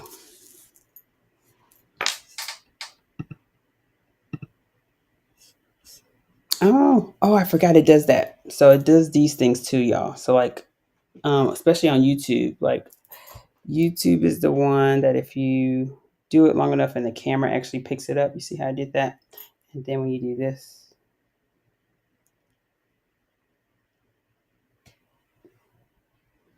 it's supposed to create a heart.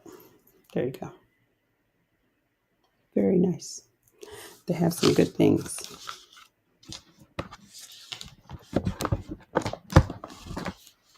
I'm trying to remember what was the other one. Thumbs up, heart. I can't remember what the other one was, but yeah. What I'm trying to do is remove my little banner thing. So give me, not the banner, but remove the bottom. So give me 1 second. And I will take it down.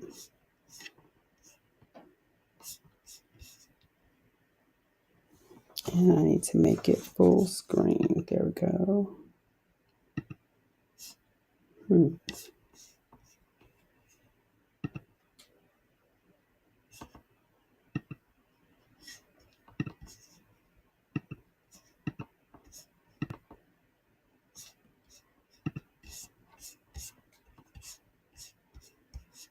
Okay.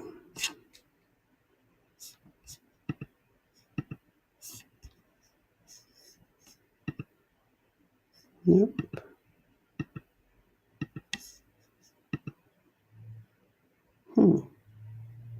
I'm not sure.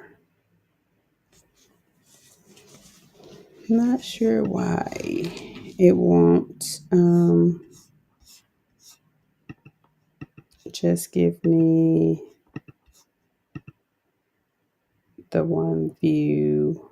Let's see.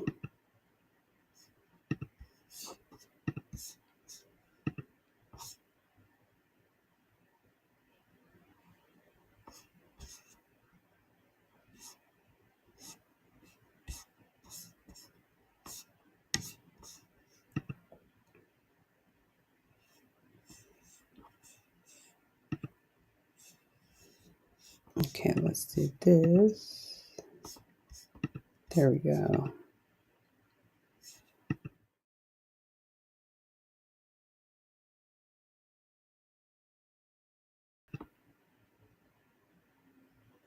I think that's a little better. I don't know.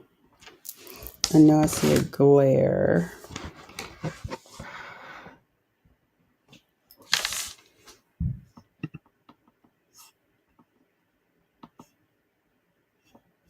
Okay.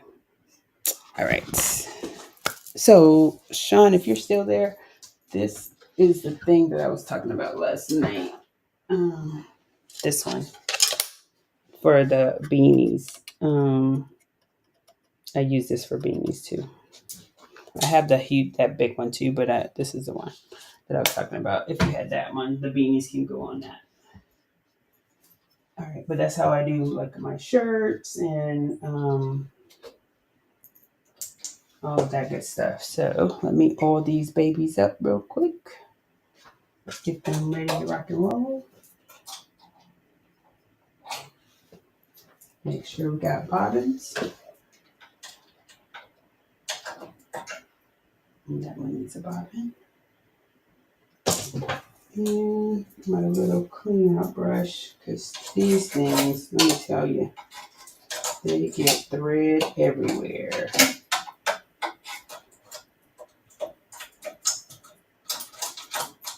And lint. Lint is definitely a thing, especially from garments and from thread too. Now I don't use, I do not use those air guns because my technician told me a while back that using that stuff can truly mess up your machine. So I don't use any of the that air. So be careful if you use it with your multi needle. I don't, because the technician told me don't do that. So I don't want to mess up anything. He said there's some smaller parts that pressure from the air can break. So just be mindful of that if you're using air with your multi needle to try to clean it. Just get you a little brush. I have these little bitty paint brushes I got from Dollar Tree, and I'll use that and blow out the air.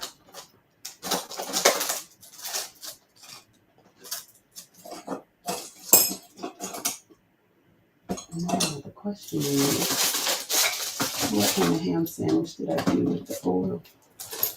Because I know I have a lot of bottles around here somewhere. And I didn't take that upstairs because the other machine has its own type of oil. It's got to be over here on this table. But because it is under the rhinestone paper, look at that. Okay.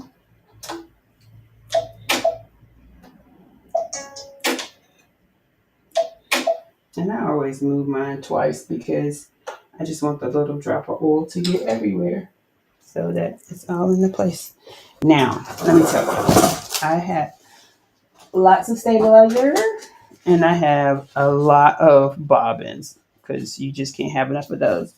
And that's one of the things too you have to account for as you're doing your embroidery pricing. You know, we gotta have bobbins.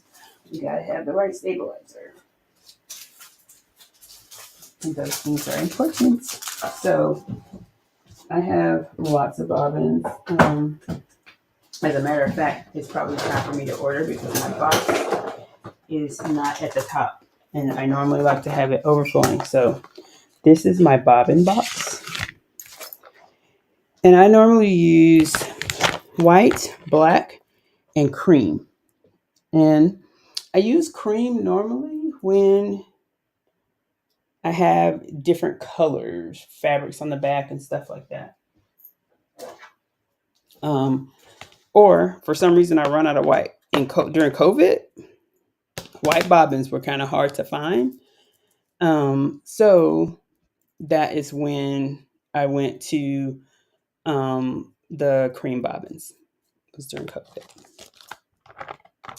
But for today's projects, especially when I get ready to embroider on the garments, the scarves, I'm going to use black.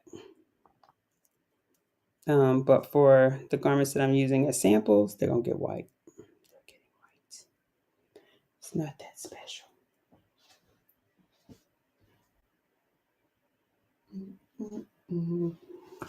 Okay. And then I always check in the multi-needle, the tension is a lot different. These are magnetic bobbins. And so the one thing to know about tension in the bobbin, of course, in our single needles, sometimes, a lot of that's automatic. So that kind of helps. But once you learn your machine, you'll feel when the bobbin is too loose, not loose enough, or any of that. Because sometimes when you're stitching on these, it'll tighten the bobbin as you're going, and you're like, "Wait, what happened?" So, like, yeah, it can actually tighten it, and you didn't even know it was doing it. So now this machine here is my red line, and with the red line, there's quite a few other places that I have to oil. So multi needles, you have to oil them um, for every use. So like whenever you're using it, you have to oil it. There are some places on this thing that has to be oiled once a week. There are things on here that have to be oiled every 3 to 6 months, and that's a different type of oil. It's not this little oil. But because this is my Saturday, Saturdays is when I oil my machine for the weekly oiling. And so basically, I have to oil the shaft of each one of the needles. And then I also have to oil my bobbin housing too. So I do that. The bobbin housing on this machine every 4 hours. It is, if you're using it constantly, every 4 hours you will oil it again. And so I always just take this little brush and get up in there, make sure there's no thread hiding behind here somewhere. Because if you get a bird nest or something like that, the thread gets everywhere. And so I just need a drop in here. And then I put a little drop right there. And then on this one, you move the needle and you have to oil right here by the shaft. So that way it has oil up in here. So you got to keep it oiled. And I'm going to tell you, if you don't, you can have major, major problems, which you don't want that. A lot of times problems cost more than the machine. So it's so much easier to just remember to oil it. And if you're not a person that will remember, put your sticker on here. Oil me. So that way you can remember. But for me, yep, I'm always remembering the oil. But you have to. It's a must.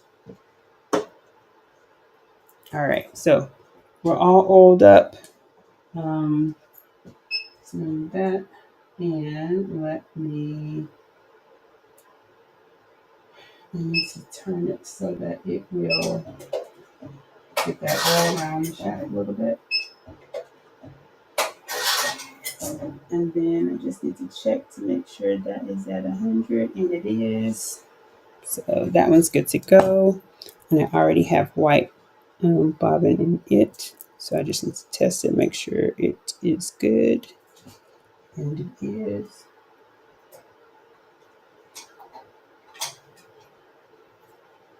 Now, I just did that turn, right? So it brought some pink thread down off in here. And these, you have to press it till it clicks. And that's when you know your bobbin's in properly. Now, because I haven't used this, I actually changed all my needles not too long ago. When I was doing a job, a lot of times I'll change it right after too, so that way I don't have to remember it. So these are ready to go. All right, so now the other thing I had done recently too was I was testing the tension on the bobbins. And so I find on my machines, if I use a B or an I or a H. So my machines are a red. Yep, that's right. A red line and a brother. So this is the red line right here, and then this is my brother 10 needle right here. Now I'm gonna tell you something. My brother 10 needle, that thing has saved lives, literally, because of the fact that I also do scrubs. So I offer scrubs to some of my doctor clients.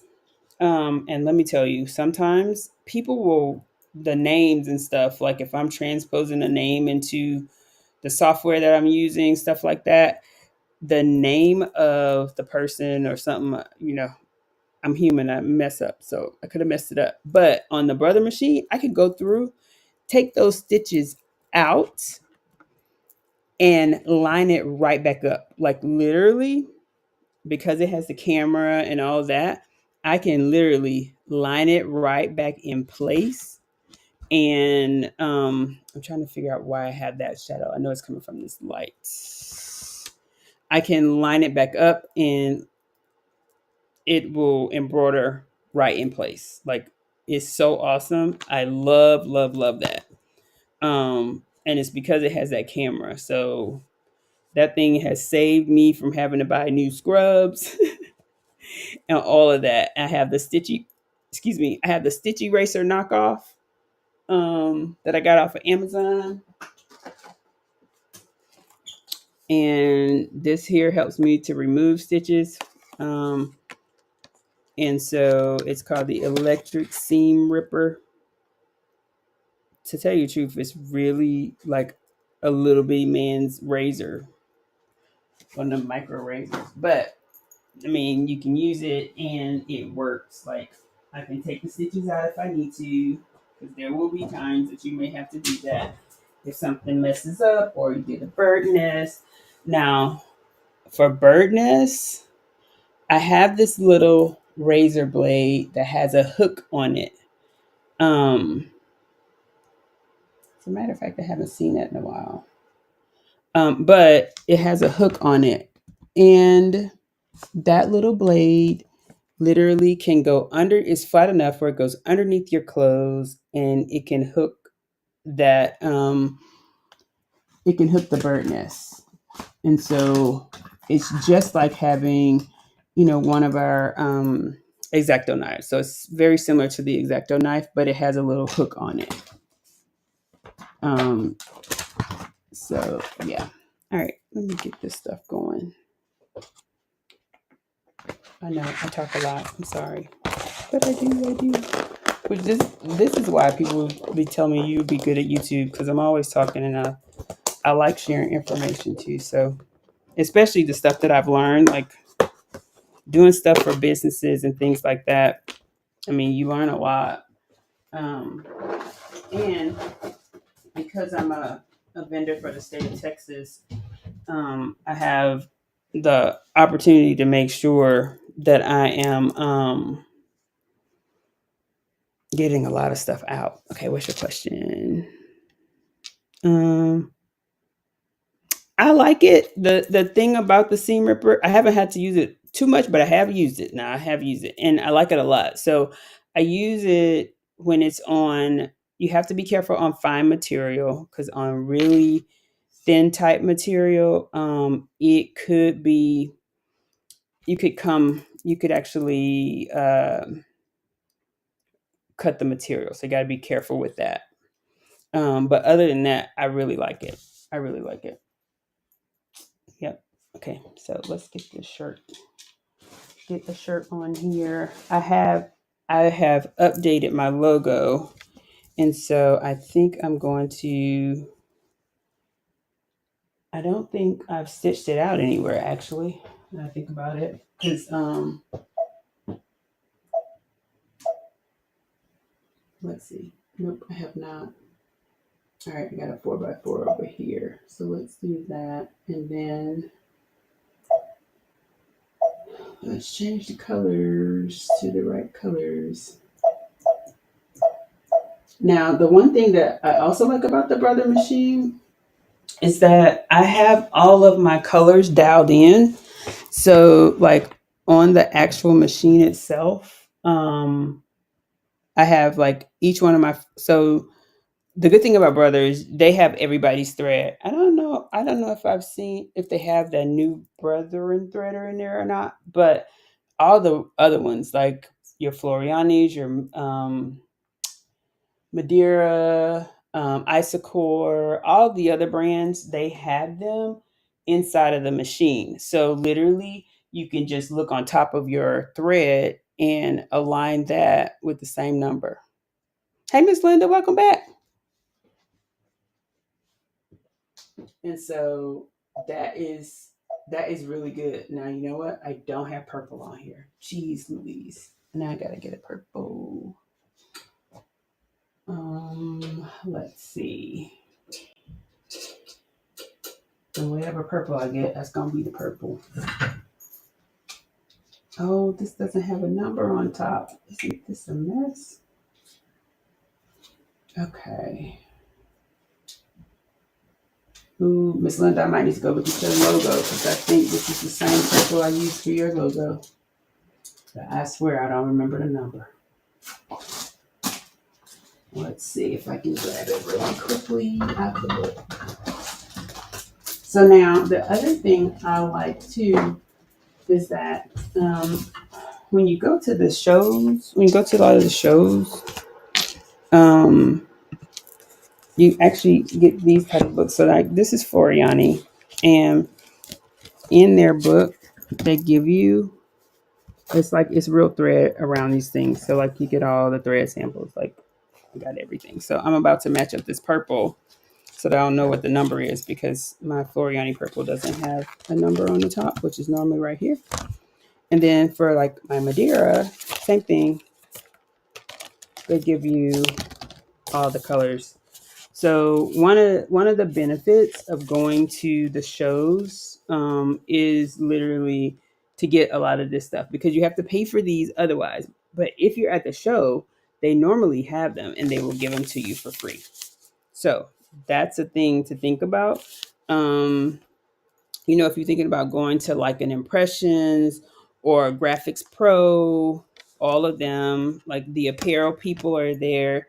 They even have rhinestone folks there too. So like you can definitely find everybody. Okay, so this is either 603 or 605. I think I'm gonna go with 603. All right, so I've matched this number 603. And if you have all your business stuff um, together, then a lot of these companies, like I don't pay regular price for anything. I buy everything wholesale, including my thread. So this spool of thread, people sell it in their stores for like $20. I pay seven something. It's either $7.99, $8, something like that. But yeah, no, not paying all that. So as long, once you are able to do like once you have your business thing, then you should always fill out a wholesale account so that you're not paying all those expensive regular prices when you can get all your stuff wholesale because you're reselling it. Why not? That way it really feels like to your customer that they're getting a good deal because you're getting it wholesale. Yep, yep. All right, so I'm going to change this thread really quickly. Now, my 15 needle, oh man, there's a purple, not too close. Hold on. I need to get the same purple. Jeez Louise. I tell you. Okay, it's close. It's close, it's close. Let's see. I'm going to make this 4x4. And I'm going to put it on number 7. So, here's another really cool thing that I learned a long time ago. Um, is when you're rethreading, especially a multi-needle. Now, this brother machine is a little bit easier to thread than the red line. And it's because the red line has all of you can't see it really, but there's like a whole tube that the thread has to go through. So one of the things that I do is I create a little, I tie them together and pull them through because otherwise, oh boy, trying to thread that thing all the way from the beginning is no fun. Let me just tell you. If you are one of those people that like to roll your thread to the end, don't do it. Save some to roll it through with the next thread. Because otherwise, it is a nightmare trying to go all the way from the beginning to the end. So all I'm doing is putting a small knot in the thread that I removed to the thread that I'm adding so that I can pull it through the entire machine. And I don't have to rethread that because let me tell you, unless you are like a threading savant, it is a nightmare. Don't do it. So all I'm doing is I'm going to pull this right on through. And as I pull it through, and you have to be careful not to make your knot too big because I think what's happening right now is my knot is stuck somewhere. So let me do that. Oh, you know what? It's stuck down here. Look at that. Wow. Okay. So all I'm doing now is I am pulling it through. And because I messed up a tad there. Let's see. That's going the wrong way.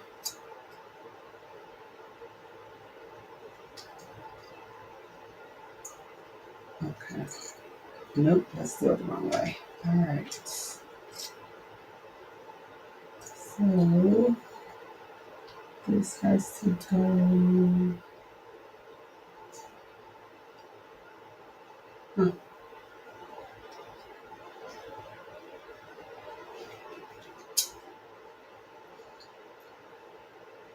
Nope, that's the wrong way too. Okay. So the colors come all the way out, but I did something, guys, where I don't have my it's not going around this tension properly, so I need to pull this right so it goes down and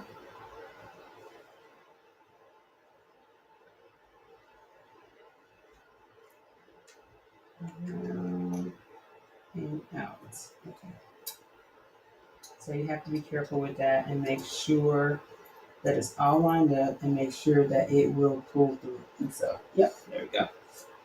Got it. Now all I need to do is set the new number of thread, because one of the things I believe in is making sure that whatever is on the spool has been defined in the machine. Like for real, that's the thing. So let's go back to number 5.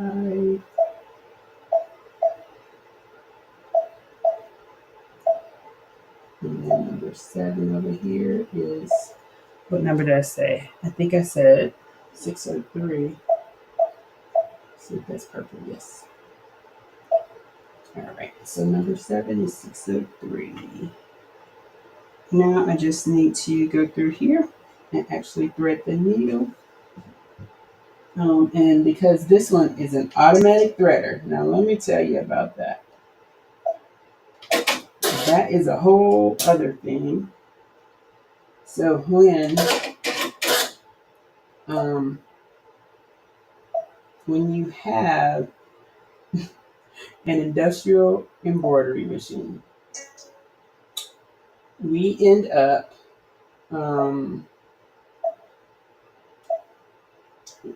we have what's it called? We have the threader on this one, but on any of the other industrial machines, they do not have a threader. So you're gonna need to get you a magnifying glass or get you something, because you have to thread it yourself. And when you start doing 15 and 10 of them at one time, it's like, whoa. So make sure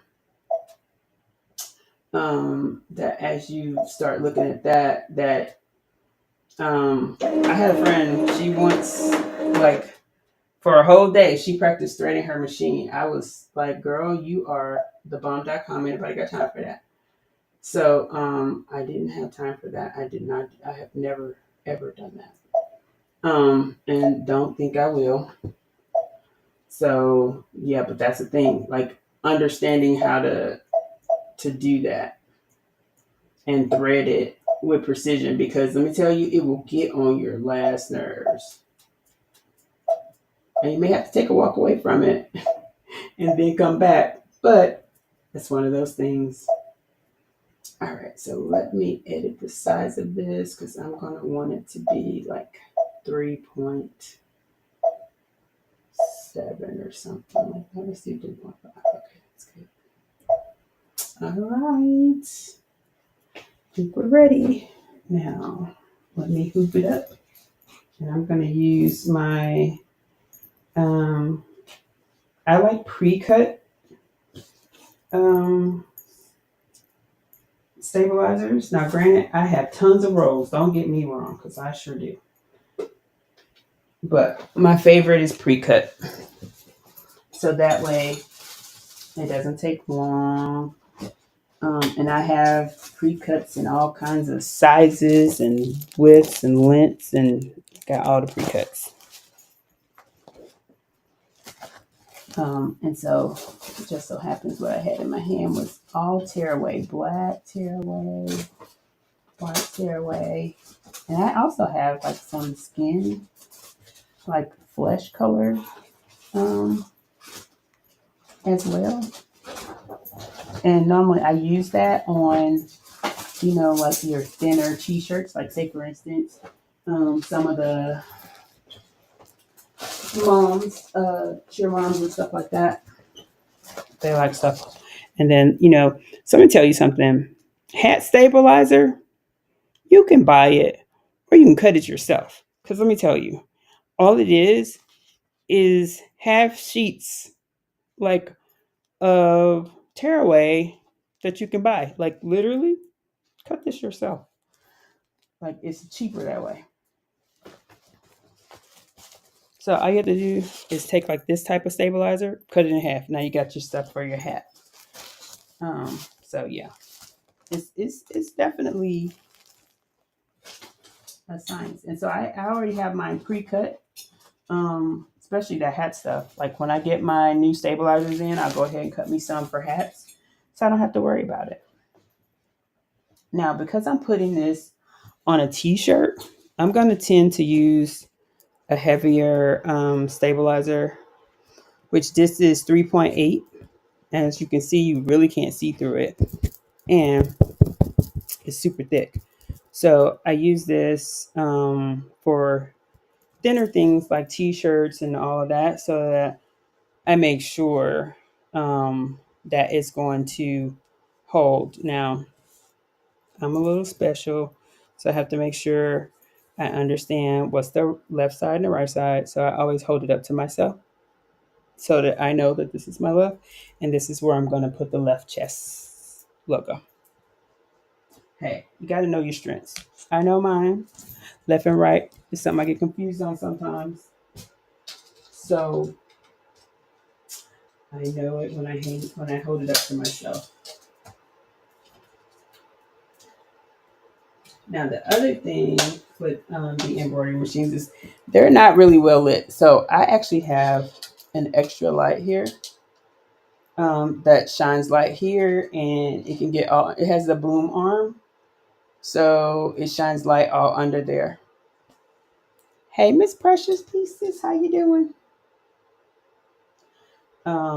So I like this light. It lights up, and it has a magnifying glass. So when I'm getting ready to change all these needles, I can change them and see. So it's all about the light. Got to be able to see. Got to be able to see. All right, so let's get this thing hooped. I got my stabilizer on there.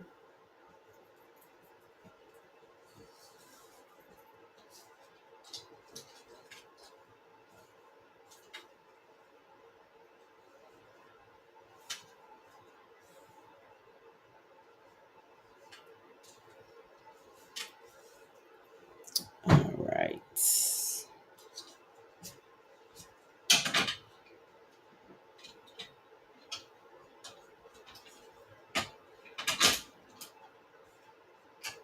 Make sure it's not too far down. All right, so it's hooped and ready to go. Click, keep clicking. Now, I think it might be a little high. Let's see. Let's make sure. Nah, should be all right. Okay. Oh, geez, wrong machine. Okay. I'm like, wait, it's not going to fit. Wrong machine, wrong machine. Okay, so, darn it. Oh, let me go get the machine. The right hoop. Jeez Louise. Here's what I did.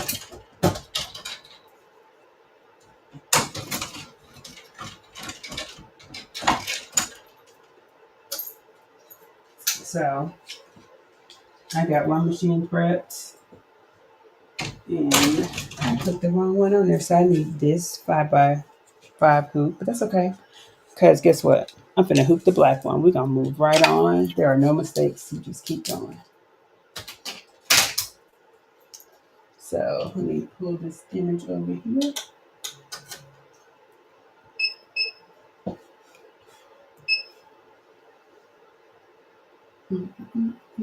So I need the smaller one. And this is not telling me which one this is. Guess what? I'll bring both of them in.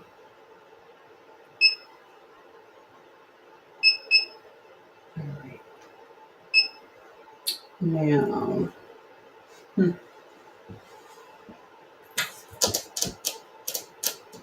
I'm thinking that's the smaller one. Let's see. We shall see.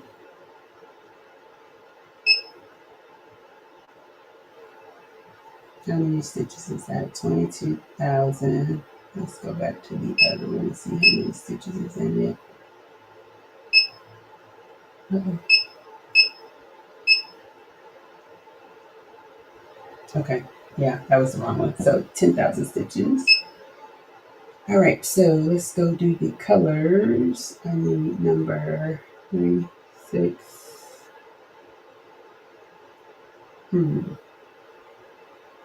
9. Uh-oh, that's definitely the wrong color.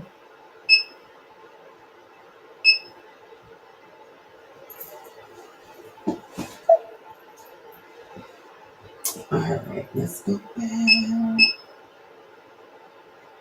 So I need number 15.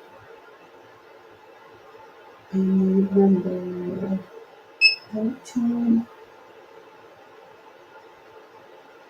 I need, yeah, I gotta figure out.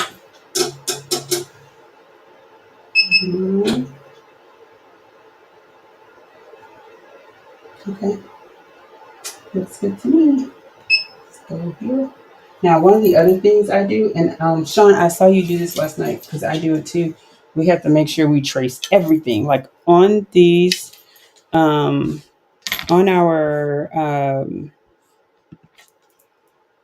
our multi needle machines. You have to trace everything because what you don't want is for you don't want to hit anything. You don't want to hit the frame. You don't want to hit the hoop. You don't hit anything because that will put you out of business or commission for a little bit until you can get that fixed or you fix it yourself or whatever. So you got to be careful. Always trace everything.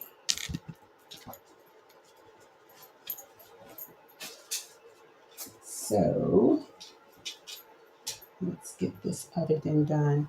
You know what? I just thought about it too. I probably should do, I'm going to do one of my regular scarves instead of one of those. I'm going to do a white towel and a regular scarf. And then that'll be all for those embroidery samples that I need to send to the school. And then I have to do laser samples.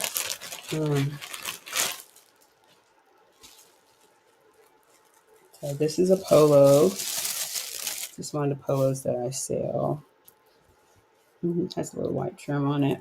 But I have different ones and I can get any. So again, I do the same thing I do all the time. Turn it to myself. Make sure I know where the left is so I can do the left chest setup. And I just slide it on my little mighty hoop thing. Mighty hoop hooping station, the small one. And I've done these so much, guys. Like I don't even I really don't look at the numbers or any of that stuff anymore. Um, Now I just know by positioning on the hoop because, yeah. I remember one weekend, I remember my first large order of hoodies. I think there was like 80 of them. Oh my God. And the guy wanted a rush order. Can you believe that? But a rush order means I'm going to charge you.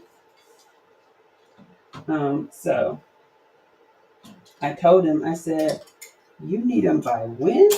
And he was like, oh, can I get them by Monday? Monday? It's like Thursday? I got to get the shirts. I was like, okay. I said, well, can I get back to you? Because I'm going to have to charge you a fee for rushing. And he said, it's no problem. Just let me know how much it's going to be. I said, okay. He said, we want you to do our shirts because we know they will be done right. And I was like, okay, I'm going to charge you. And I did. And when I sent him his invoice, that invoice was paid within 5 minutes of him getting it. It's like, oh crap. So I was like, okay. I guess I'm gonna be doing shirts all night. And so I did hoodies all weekend, like literally all weekend. Miss Veronica and Miss Linda were on the phone with me as I was doing hoodies. Like they stayed up with me. I will fall asleep. Now the good thing about this brother machine, it actually sends. I have an app on my phone. This is prior to Aspiria. I mean before Aspiria, but there's an app that lets me know if anything happens to the machine, if there's like a machine break or any of that stuff. So it lets me know all of that. So I was able to go lay on the couch while this stuff was doing its thing. So let's trace this. And I always set my needle to number 1. So that way I'm not confused. Or my eye wanders and look at some other thing. Like that would be all bad. Um, so I want this over just a tad. So yeah, so I always make sure that I start with needle number 1 when I'm doing my trace. Because if you start in the middle somewhere, your eye will tend to wander. And I'm telling you, it happens to the best of us. So you want to make sure you absolutely know. Now, um, on this multi needle machine, one of the things on this one specifically, I actually had to, and I know I can go in here and change these to match the hoop, but I haven't had time to do that because when I bought this machine, I was in full blown production. I was making things hand over fist all the time. So, like, I haven't had time to stop and update this with the type of hoops that I have. So, I always use the bigger hoop, but this is another reason why I trace everything. So that way I know where it's going to stitch and all that. Now, one of the other things you can do while this is tracing is you can push the needle down, make sure it's not going to hit the hoop or make sure it's not going to hit a side because I'm telling you, if it does, it will throw your machine out of commission. It could potentially break your presser foot, and you don't want to do that. So you have to be careful. So yeah, so we're all good here. All things look like they're in order. And all I have to do now is hit the start button. And I'm trying to remember. I want to make sure they're the same. Oh, you know what? The mask is white. So I got to go back and make sure I change this to number 3. Oh, wrong thing. So let's go back. That is purple. That's 3. Okay. Perfect. All right. I'm going to make sure it's the same. All right. So this one tells me it'll be done in 18 minutes. I haven't figured out the time on this, but I think I know which one's the time. It looked like it might be 10 minutes, but who knows? We'll see. We shall see.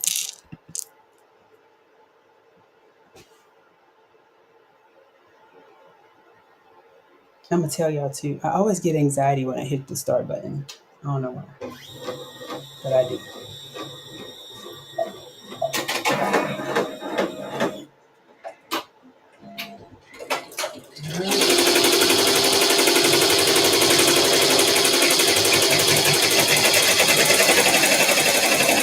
Oh my.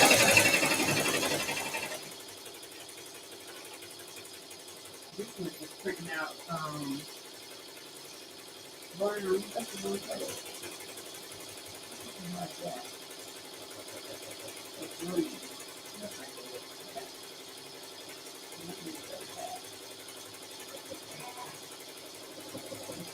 this is one color.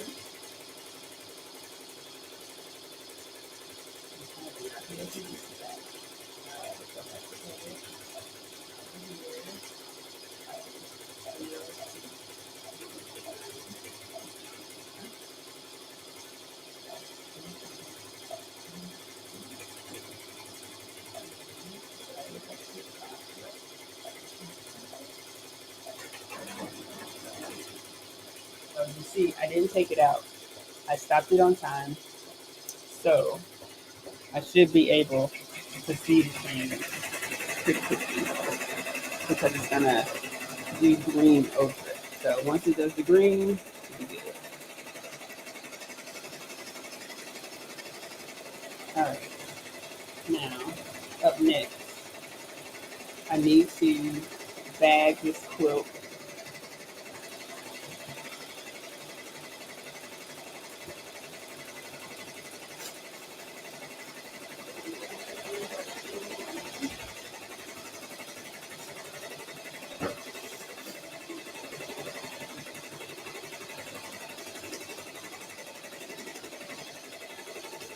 A big bag. And this is the Santa quilt. It's to the quilting unit.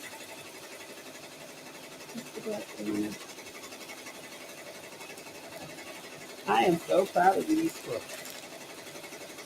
I did a great thing. I absolutely love them. It came out so good.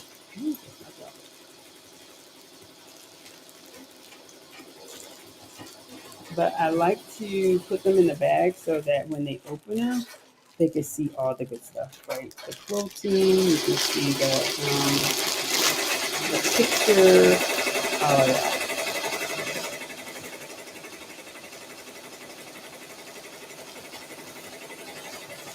You see a picture in my bag, and this way, when they open it up, the first person you see is. So, what I did do, um, so with my quilts, there's a couple of things from a care perspective. Um, they can't be, you can't use like a fabric softener. Shouldn't use fabric softener. Um, it shouldn't be washed on like hot heat.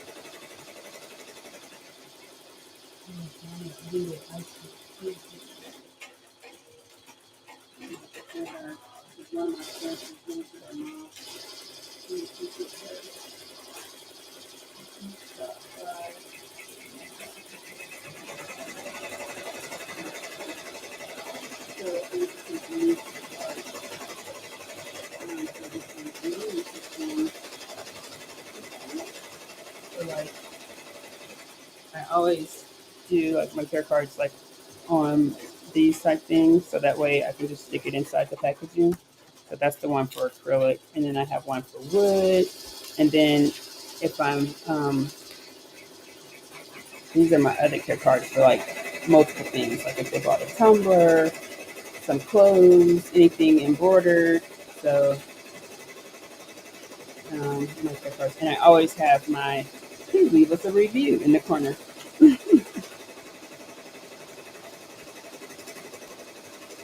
So, but definitely, if you print out your labels and stuff, you can easily print out you some care cards on your same label stuff and get it out the door.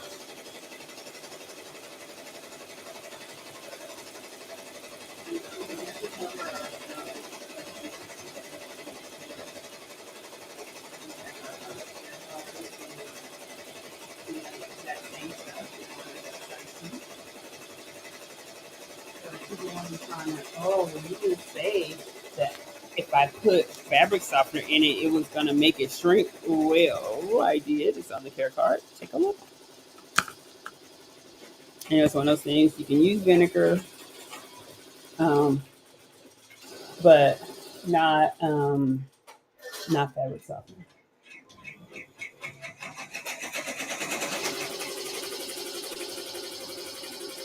Making sure all the colors are coming out right.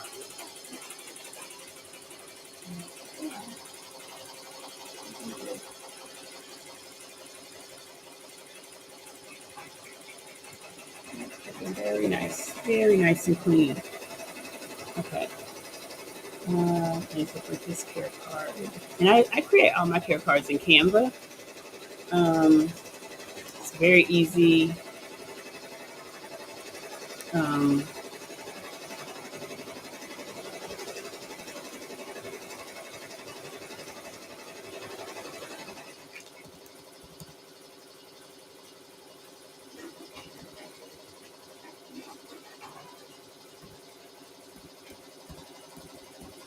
and so I have one of the business accounts for Canva, and I usually just go in and create it that way. You know what? I can share my screen. Why does that say share video? Oh, here we go. Share screen. And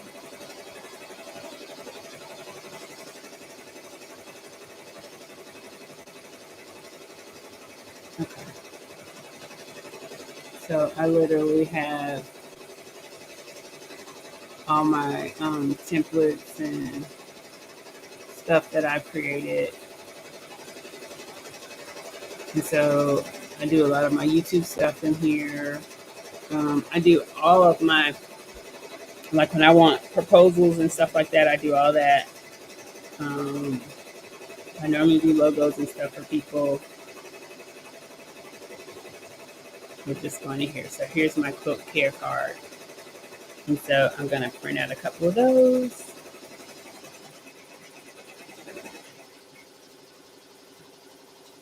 I just need the second one. And then I'm going to download it as a PDF. Because you know what? I need it in printing.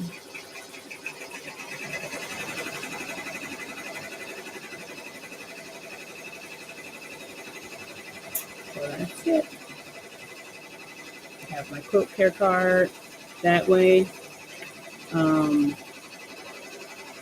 Just print out a couple of those, and they're ready to go. But again, I use Canva a lot. And it's easy to keep stuff in here. And then when I go back home, I can see like all my little projects, like I did my little content thumbnails. And so on my thumbnails where I was live, I changed it to I was live. Like once we get up here, I'll change the front to be like, I was live, you missed it. And then my staging for going live, and then just playing around. So, but yeah.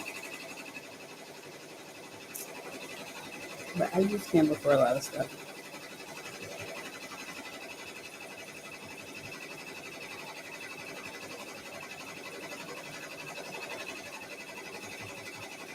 So right now, Miss Linda, I'm working on some samples that I have to send over to the college of my embroidery.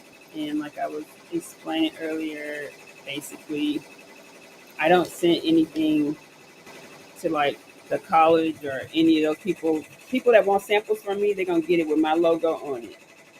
So if you want to sport a cute piece of embroidery, you're gonna be sporting my logo. Thank you. So that's how I send samples.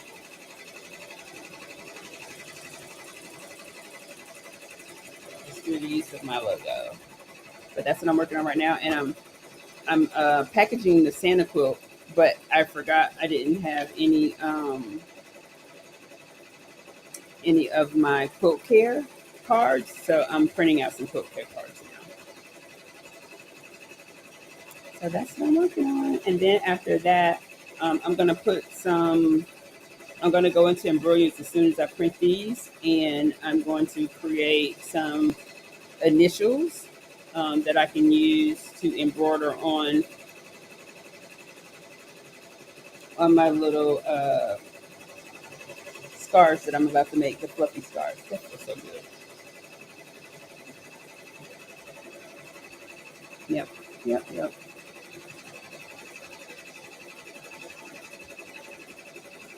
I need to create me a shirt. Um, yeah, maybe I'll bling it with rhinestone. Uh, I need a something for color to wear to the color purple.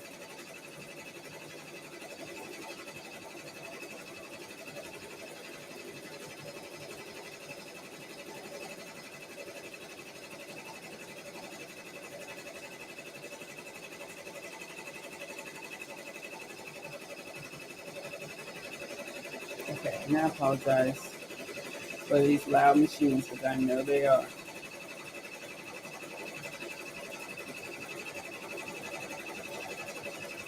Okay, let's get the layout and the paper size.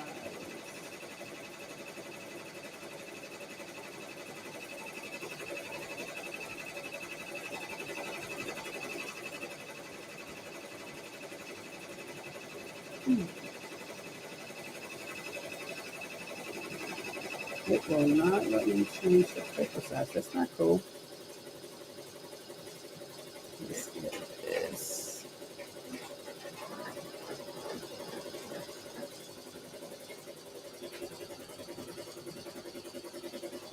Hmm.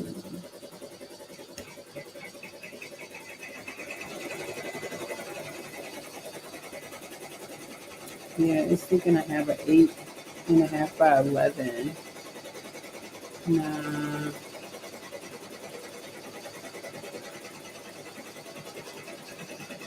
and I'm printing it on the Rolo, so it should know that that's too big. But it's still trying to print this. Get out of here. Let me resize this. Well, I downloaded it as a smaller size. I'm not really sure why it's not doing right. Okay.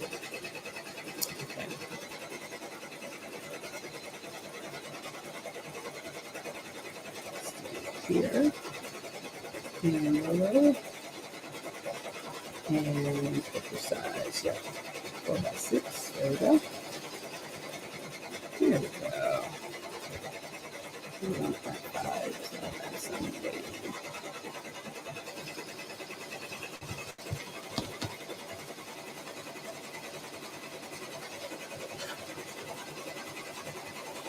Only thing is it doesn't come out in color when you print from the Rolo, but nah, it's okay. But this one's done. This one is done. Oh, nope, not yet. That's not.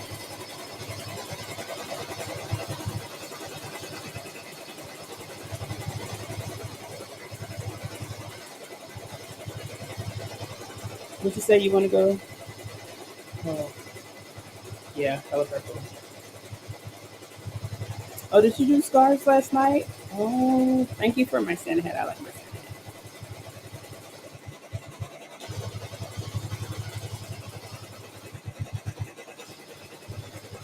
Oh, are you finishing? Are you sewing right now, Miss? What you doing?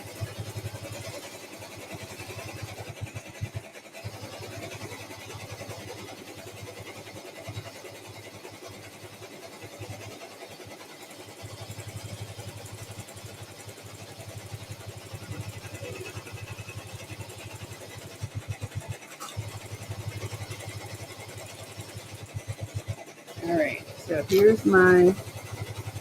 Oh, so for the cozy, Sean.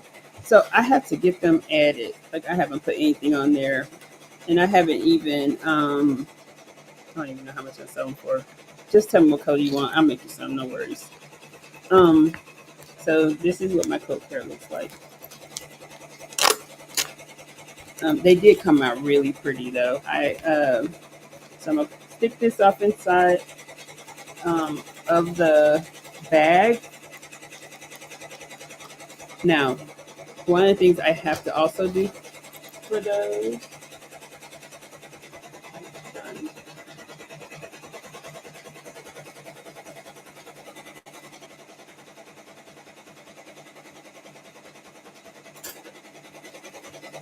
Okay, this is done. It's okay, but I don't like all these jump stitches. God, please.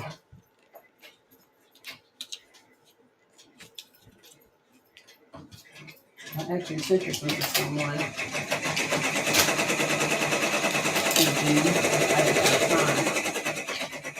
But it doesn't look bad.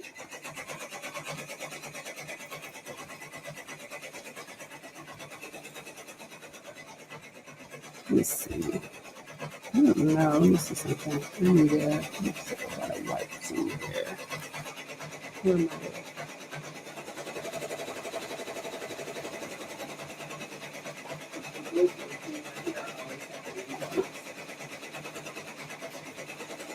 So my glow forward sits diagonal right there.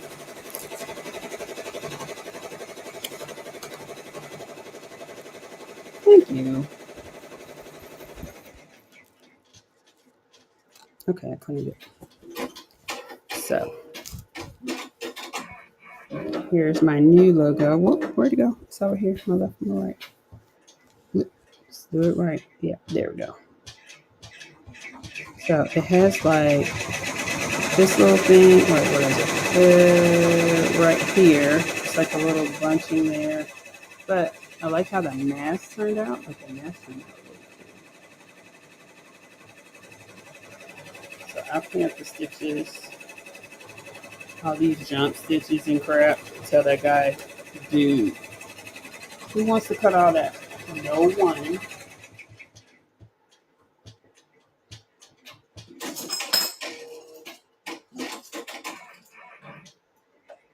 So, and then I'll use my little,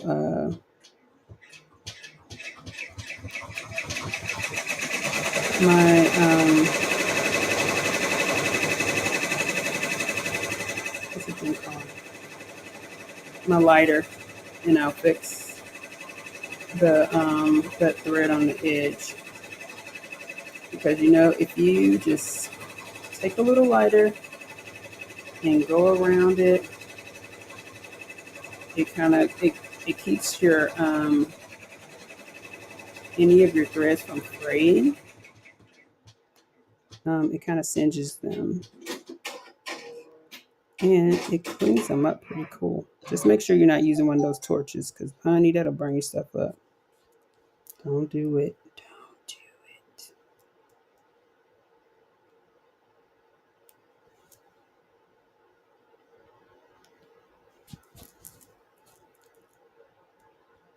The only color I'm missing out of my logo is gold from Mardi Gras. I thought about that. Look, I almost have a whole Mardi Gras logo, but I'm not a gold color. Besides the Saints. No. I have prejudice against anything gold but the Saints and Grambling. Thank you.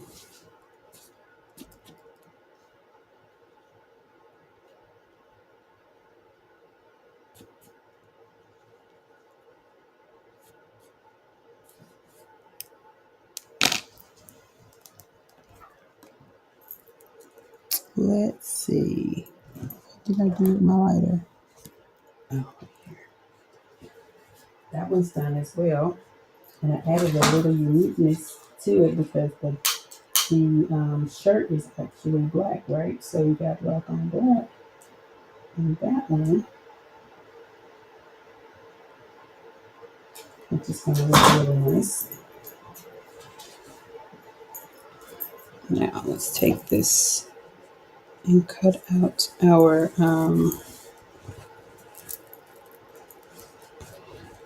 and guys, I firmly believe that my back should look as good as my front. Literally, I believe that. Like, so with that in mind, my back looks as good as my front.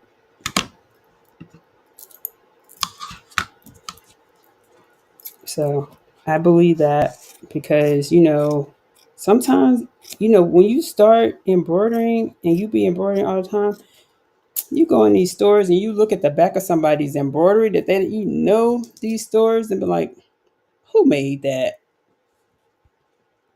Be looking, shaking your head. Because some of that stuff that be in the stores, and don't let me go into like a Nordstrom's or something and looking at embroidery and they done jacked it up. I'd be like,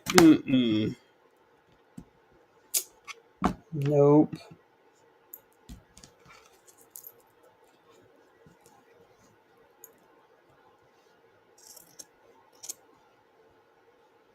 So yeah. All right. I don't use the only time I use tender touches on baby stuff, and if someone tells me that they're sensitive, they have sensitive skin to certain materials. But other than that, I don't use tender touch um, unless it's for a baby, because you don't want to mess up the baby skin. They're too tiny for all that. They can't let their mom know it's bothering them. So,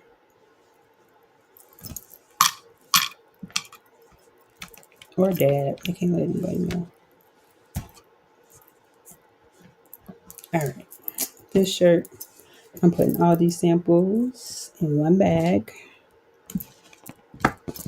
and I'll put one care card. All right, let me show you guys this one.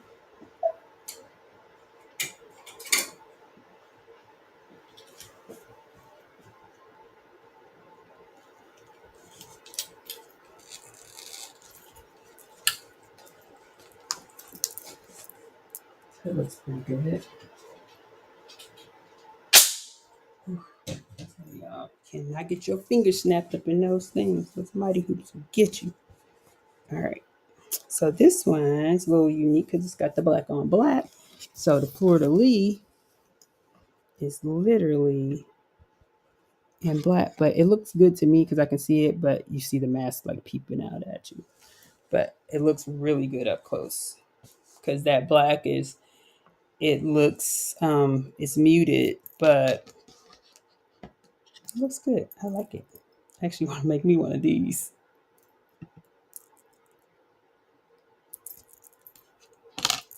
Oh, yeah, I like it. It looks good, Miss Nugget. I'm glad your shirt still looks good too.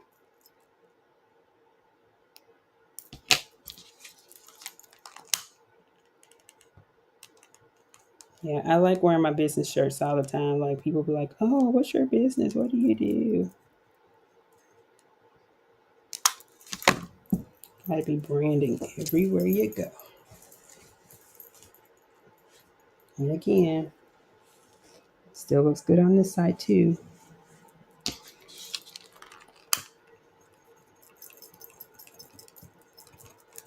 Just one of those things. Looks good on both sides. And these are my scissors just for cutting stabilizer. Like I don't cut anything else with these gold tips. They're gold inside gold. Yep. Just stabilizer.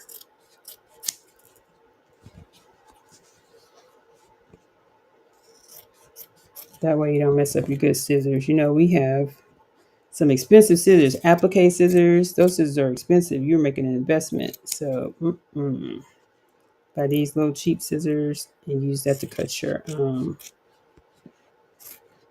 stabilizer. Makes a difference.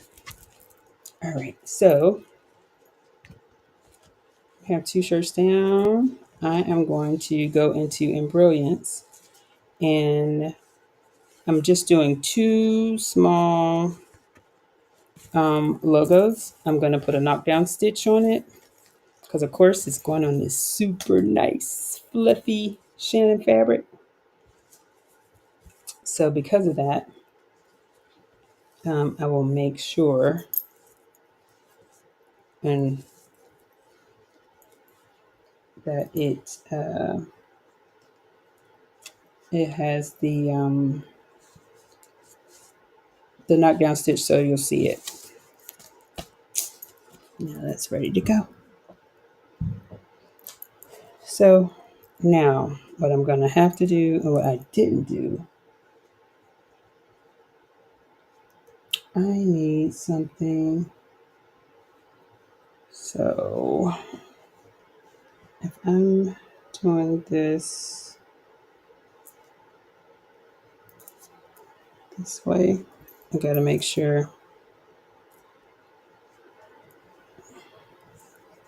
So it's going to go, it'll go on like this. And you don't have to, technically, you don't have to cross it, but it's supposed to be crossed like this. So because of that, I'm going to want the embroidery right off in here.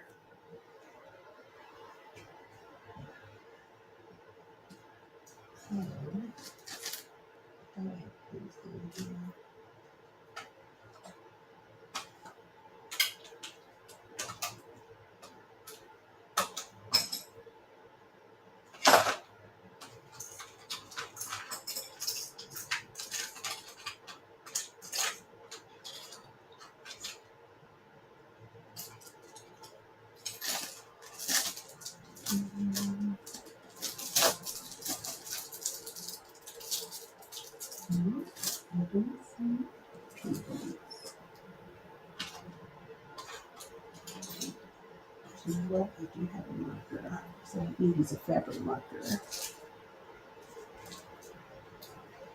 And I'll just put it under here.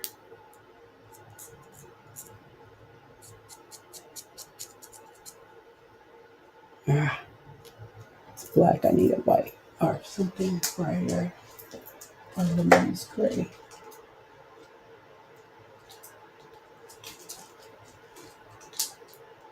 Okay, gray should work. So I'll use a gray. X marks the spot.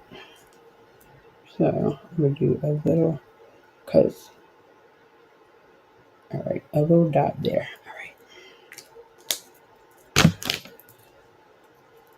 All right, so I got my little spot marked in here. So I'll know where the initials are gonna go. I'm just gonna do 2 initials.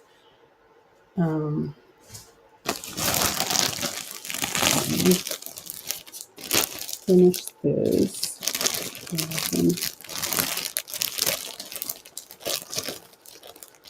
Do that.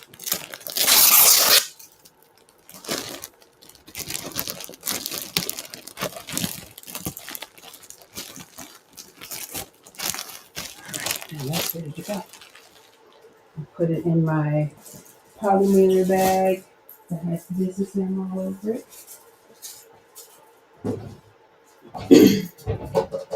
Ready. All right. So one of the things that I also like from a stabilizer perspective. So we have like several different types of this stuff. This is this one is actually water soluble, but I actually like heat soluble. And the heat soluble one, it rips off much cleaner, I think. Because the water soluble is tearaway type. But I really like that. And then there's also, I have another one. Let me show you. That's also another like similar to water soluble that is used for the same purpose, so that your fabric will not sink. I mean, your thread won't sink into the garment. It is. What is it? It's thin. It's sheer. It's also water soluble, but it's like a white. So this I use a lot when I'm creating some of my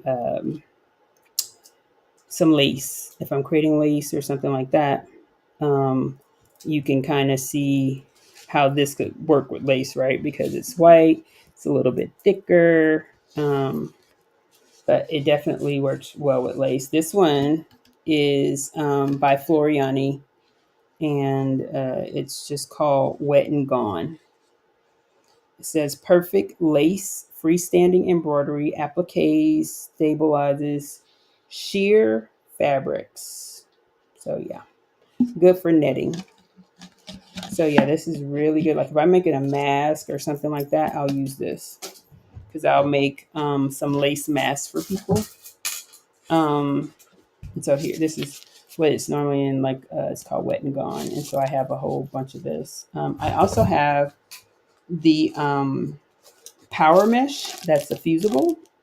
And so this is perfect on a lot of that flimsy type materials or sporting materials, things like that, that you really want to make sure that the stitches don't move. So it's really good for that. But again, welcome to my long live because I just said we're working. So I'm getting stuff done, guys. I appreciate you all being here. Um, Earlier in the live, we worked on a weighted blanket, which got that done and folded. Just have to package it. And now we're about to do some scarves. We did a polo and a t-shirt. And we're going to do these scarves. I'm going to show you guys in Brilliance here in a second. And once I go through and create, I'm going to create the knockdown stitch as well as a two letter, um, what's it called? Initials. Some initials that I'm going to put on the outside of the garment before I sew it up. So that's very important. So I'm doing some Minky. No, they're not Minky. I'm sorry. They're Cuddle Luxe fabric by Shannon Fabrics, and basically I will embroider the initials on them first, and then after I embroider the initials, then I'll take it upstairs and sew it and put the magnets in there and go from there. Speaking of magnets, I need to get those. But first, let me show you guys this because what we were talking about earlier I was talking about my case that I have all of my needles in. So I think I got this maybe from Michael's. But these are all my different needles for the multi-needle machine. Literally, there's tons. And so, so I have them organized by different sizes. So like these are like my standard ones, and then like I have the ones for my brother over here and for the red line over here, but I have all the different sizes that I might need, like an 80-12, 70-10s. I got all of them. So I keep them in here, fits pretty well. And each one of these little packets, they have like 10 in them. So I try my best to keep hundreds of needles at a time because you never know when somebody's just going to call up and say, hey, I need X amount of whatever and I need to change out my needles. So I make sure I always have needles on order all the time.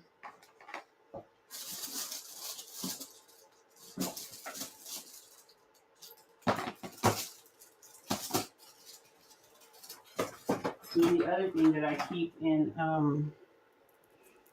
I do a lot of business logos and things like that. And so for businesses, one of the other things that I keep in my pricing, I do a USB for each of the businesses. And so I categorize them and I put their name on them.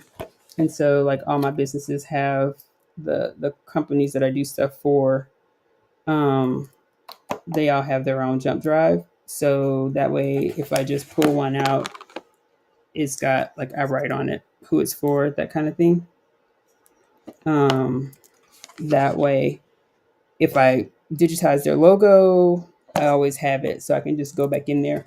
And then in Embrilliance, I make sure that I save all the colors that I use on their embroidered stuff. So that way I don't have to worry about understanding or trying to figure out, oh my God, what color thread did I use? No, it's already saved in their design. So that way I don't have to be searching or try to do a color match or any of that stuff. Any questions anybody have? Otherwise, I think what I'm going to do, because I've been on here for 3 hours, is I'm probably going to in the live. I'll do a couple of recorded videos of me stitching up the scarves, so you guys will see that, and then I'll be able to I'll post them on YouTube, so you guys will be able to see that, because I still have to do one with the yarn. So that's on my list, to do the yarn and make sure that I do that demo. Any questions? Anybody have questions? I appreciate you guys hanging out with me. Maybe we can get Miss Linda on the live next time. Get her hanging out too, because she's always her and Miss Veronica. I don't know if Miss Veronica's still there or not. Get everybody hanging out. I don't know. I'm not sure if my live showed up on YouTube. I mean, not YouTube, on if it showed up on Instagram or not, because I don't really know how that works. Oh, Merry Christmas.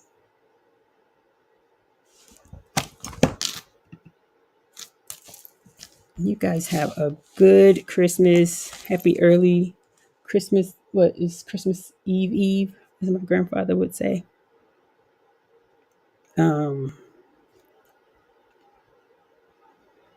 So yeah, I'm not sure. I'm trying to see. Well, it says I'm live on Instagram, but I have no clue. I tried to go look. It doesn't show me.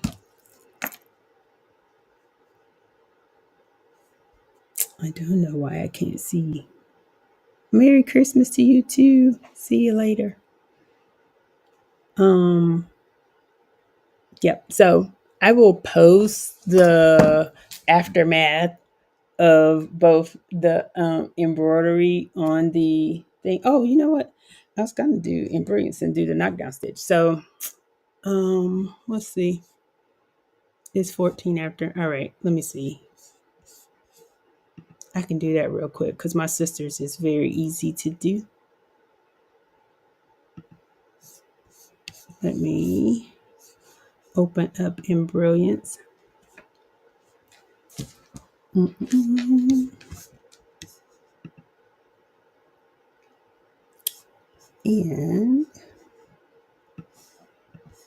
let me share screen real quick because it's pretty easy. I'm trying to remember if I may have gotten Hatch once on a 30-day trial, and I think when I got it, I wasn't ready.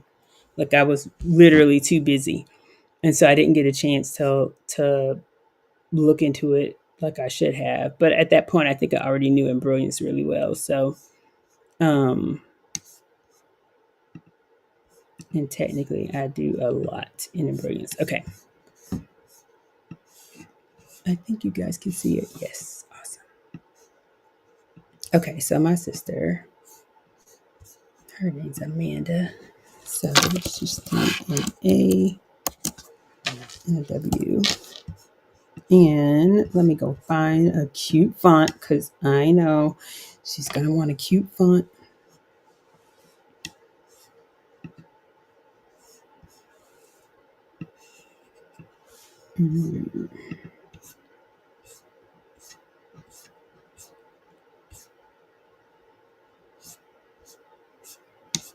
Let's see.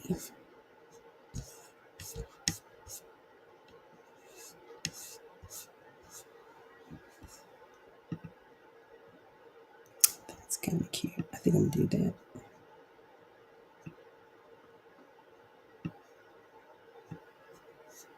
All right. Now, I got to remember where I get my knockdown. There we go. That's the other thing I love about this. I may not know where to find it, but it'll tell me. So it also gives me the opportunity to change or modify my stitch length. So let's do this. Now that I have it, if I wanted to modify it, do anything with it, I could just go in here. I actually like that. And so I'm going to add a different color. So I'm going to make this, when you go in here, my preferred is Floriani. So I'm going to change this.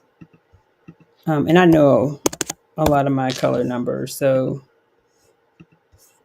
do green for her. And then I'm going to make the knockdown. Oh, I forgot. So when I go in and I do the underlay, I'm going to make it pink because she and I are both AKAs. So, we're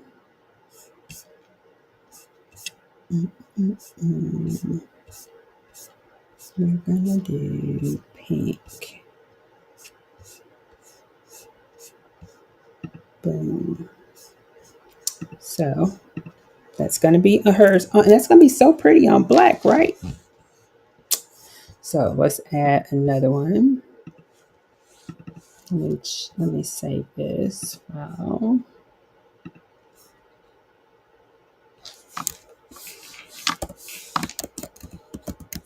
So now I can also save it as any other file type. So if you have a different machine, you can save it whatever file type you need and go from there.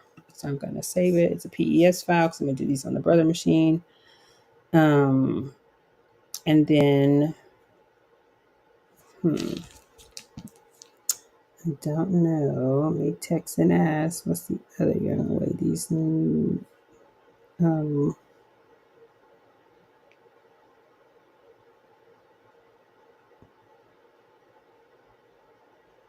Let's see. That's my sister. That's my nephew. Girlfriend's last name.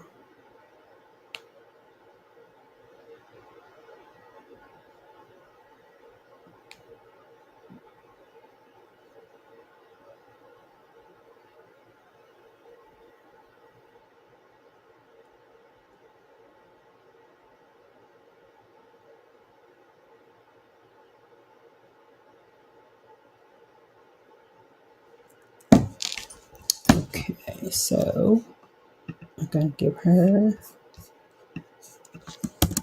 I don't need an L. Let's find her a different font so that they won't have the same one. That's kind of cute because she's younger. Some cute fun.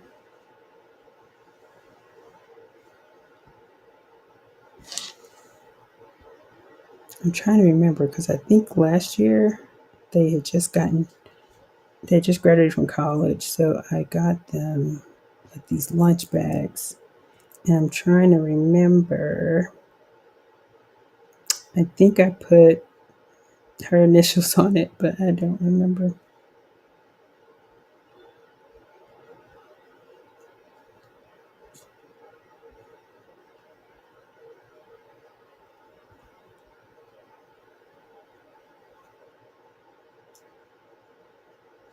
So these are some of the, I'm looking back through my pictures to see, because a lot of times my sister is never by her phone. So these are some of the scarves that I do. And so this one is for Phi Beta Sigma. And this little, so when you get the licensing and stuff, oh yes ma'am, that's in Brilliance. When you get the licensing and stuff, you have to have these little stickers on there.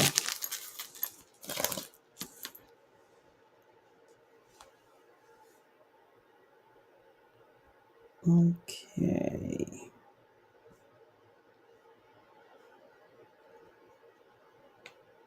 Evidently.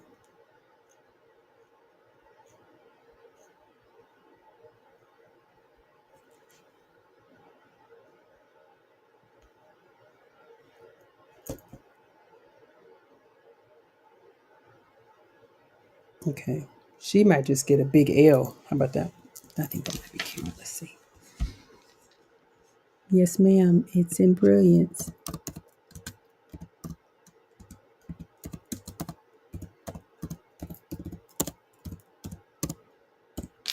I forgot my sister said. I think she said they were going to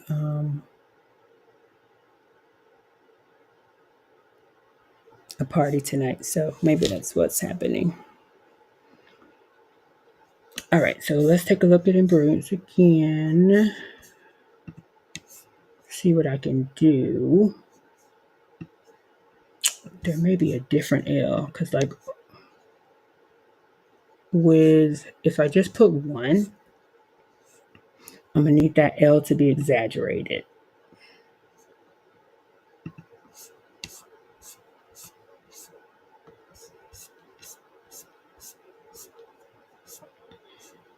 Let's see what that does. No, that's clean. And guys, I know you guys see this. I have so many fonts. Jeez Louise. What about Harrington? Oh, wait a minute. Okay, that's really tiny. It's okay. Ooh, maybe something like that. No. Nope. Mm-mm. Oh, that's too many loops.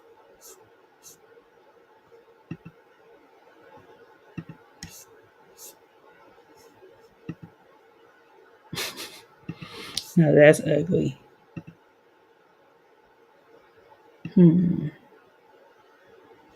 That's kind of cute, but I don't like those lines in there. I don't want it to stitch too much. I don't want it to really take away from the cuddle, but I want you to know that it's a letter in there. Now that's pretty. Okay, that's what I was looking for. All right, something like that. And then let's do another knockdown.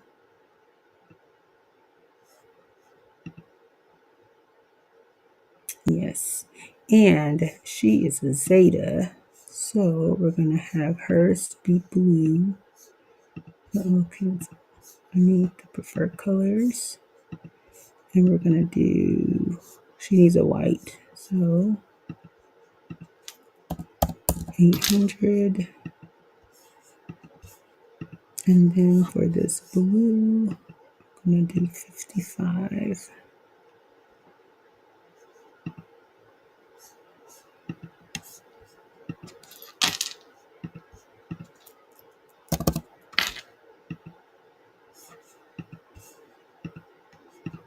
Okay. So she's a Zeta, so we're going to do hers in blue and white. My sister's is going to be pink and green. File, save as.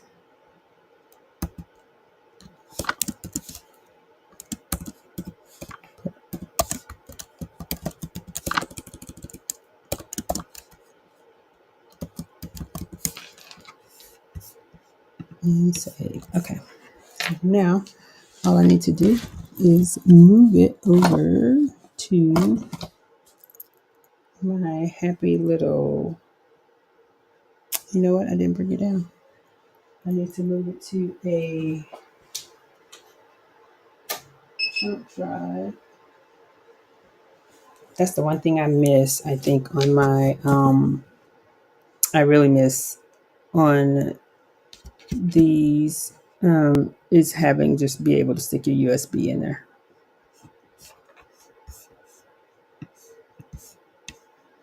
So I do miss that. Okay.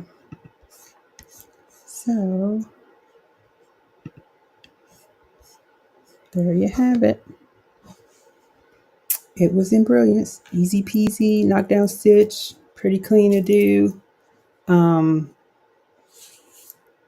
And like me, if you don't know what you're looking for, if you just type in a couple letters, it'll find it, show you where it's at, take you to it. So that's in brilliance. And I'm going to stitch these things out. Again, thank you all for joining me. I appreciate you hanging out for 3 hours. And I will go back in and update this on YouTube so that you'll be able to see all the different places in case you just want to go to something. So I'll add the different stops. May not be tonight, but definitely by Sunday. Oh, shoot. Tomorrow's Sunday. Okay, anyway, I'll have it updated before Christmas. So if you want to go in there and look at specific things, you can, because we talked about a lot of stuff on this live today. So um, I'll go in, set up the different stops so you'll be able to see the different things that we talked about, from bobbins, from purchasing, changing your needles, when to change them, those type of things. We looked at Embroiance. We took a look at Canva. And yeah, we did some embroidery. We did a blanket. We did some knockdown stitching, design of letters. So quite a few things. So again, thank you for joining. If you're watching this on the replay, thank you for watching the replay. Please make sure you like and subscribe. This is my ask for Christmas. I want more subscribers. But again, thank you for joining. I really appreciate it. And I will see you next time. Oh, don't forget to come back, because I'm going to post the finished product of these Lux Cuddle, these scarves. So they will be really, really nice again. So don't forget to come back so you can see what the scarves are going to look like finished once I put the embroidery on it. And I will also have the magnets inserted as well. So it'll be all here. So check us out later. Thanks again. Peace. Go sew something.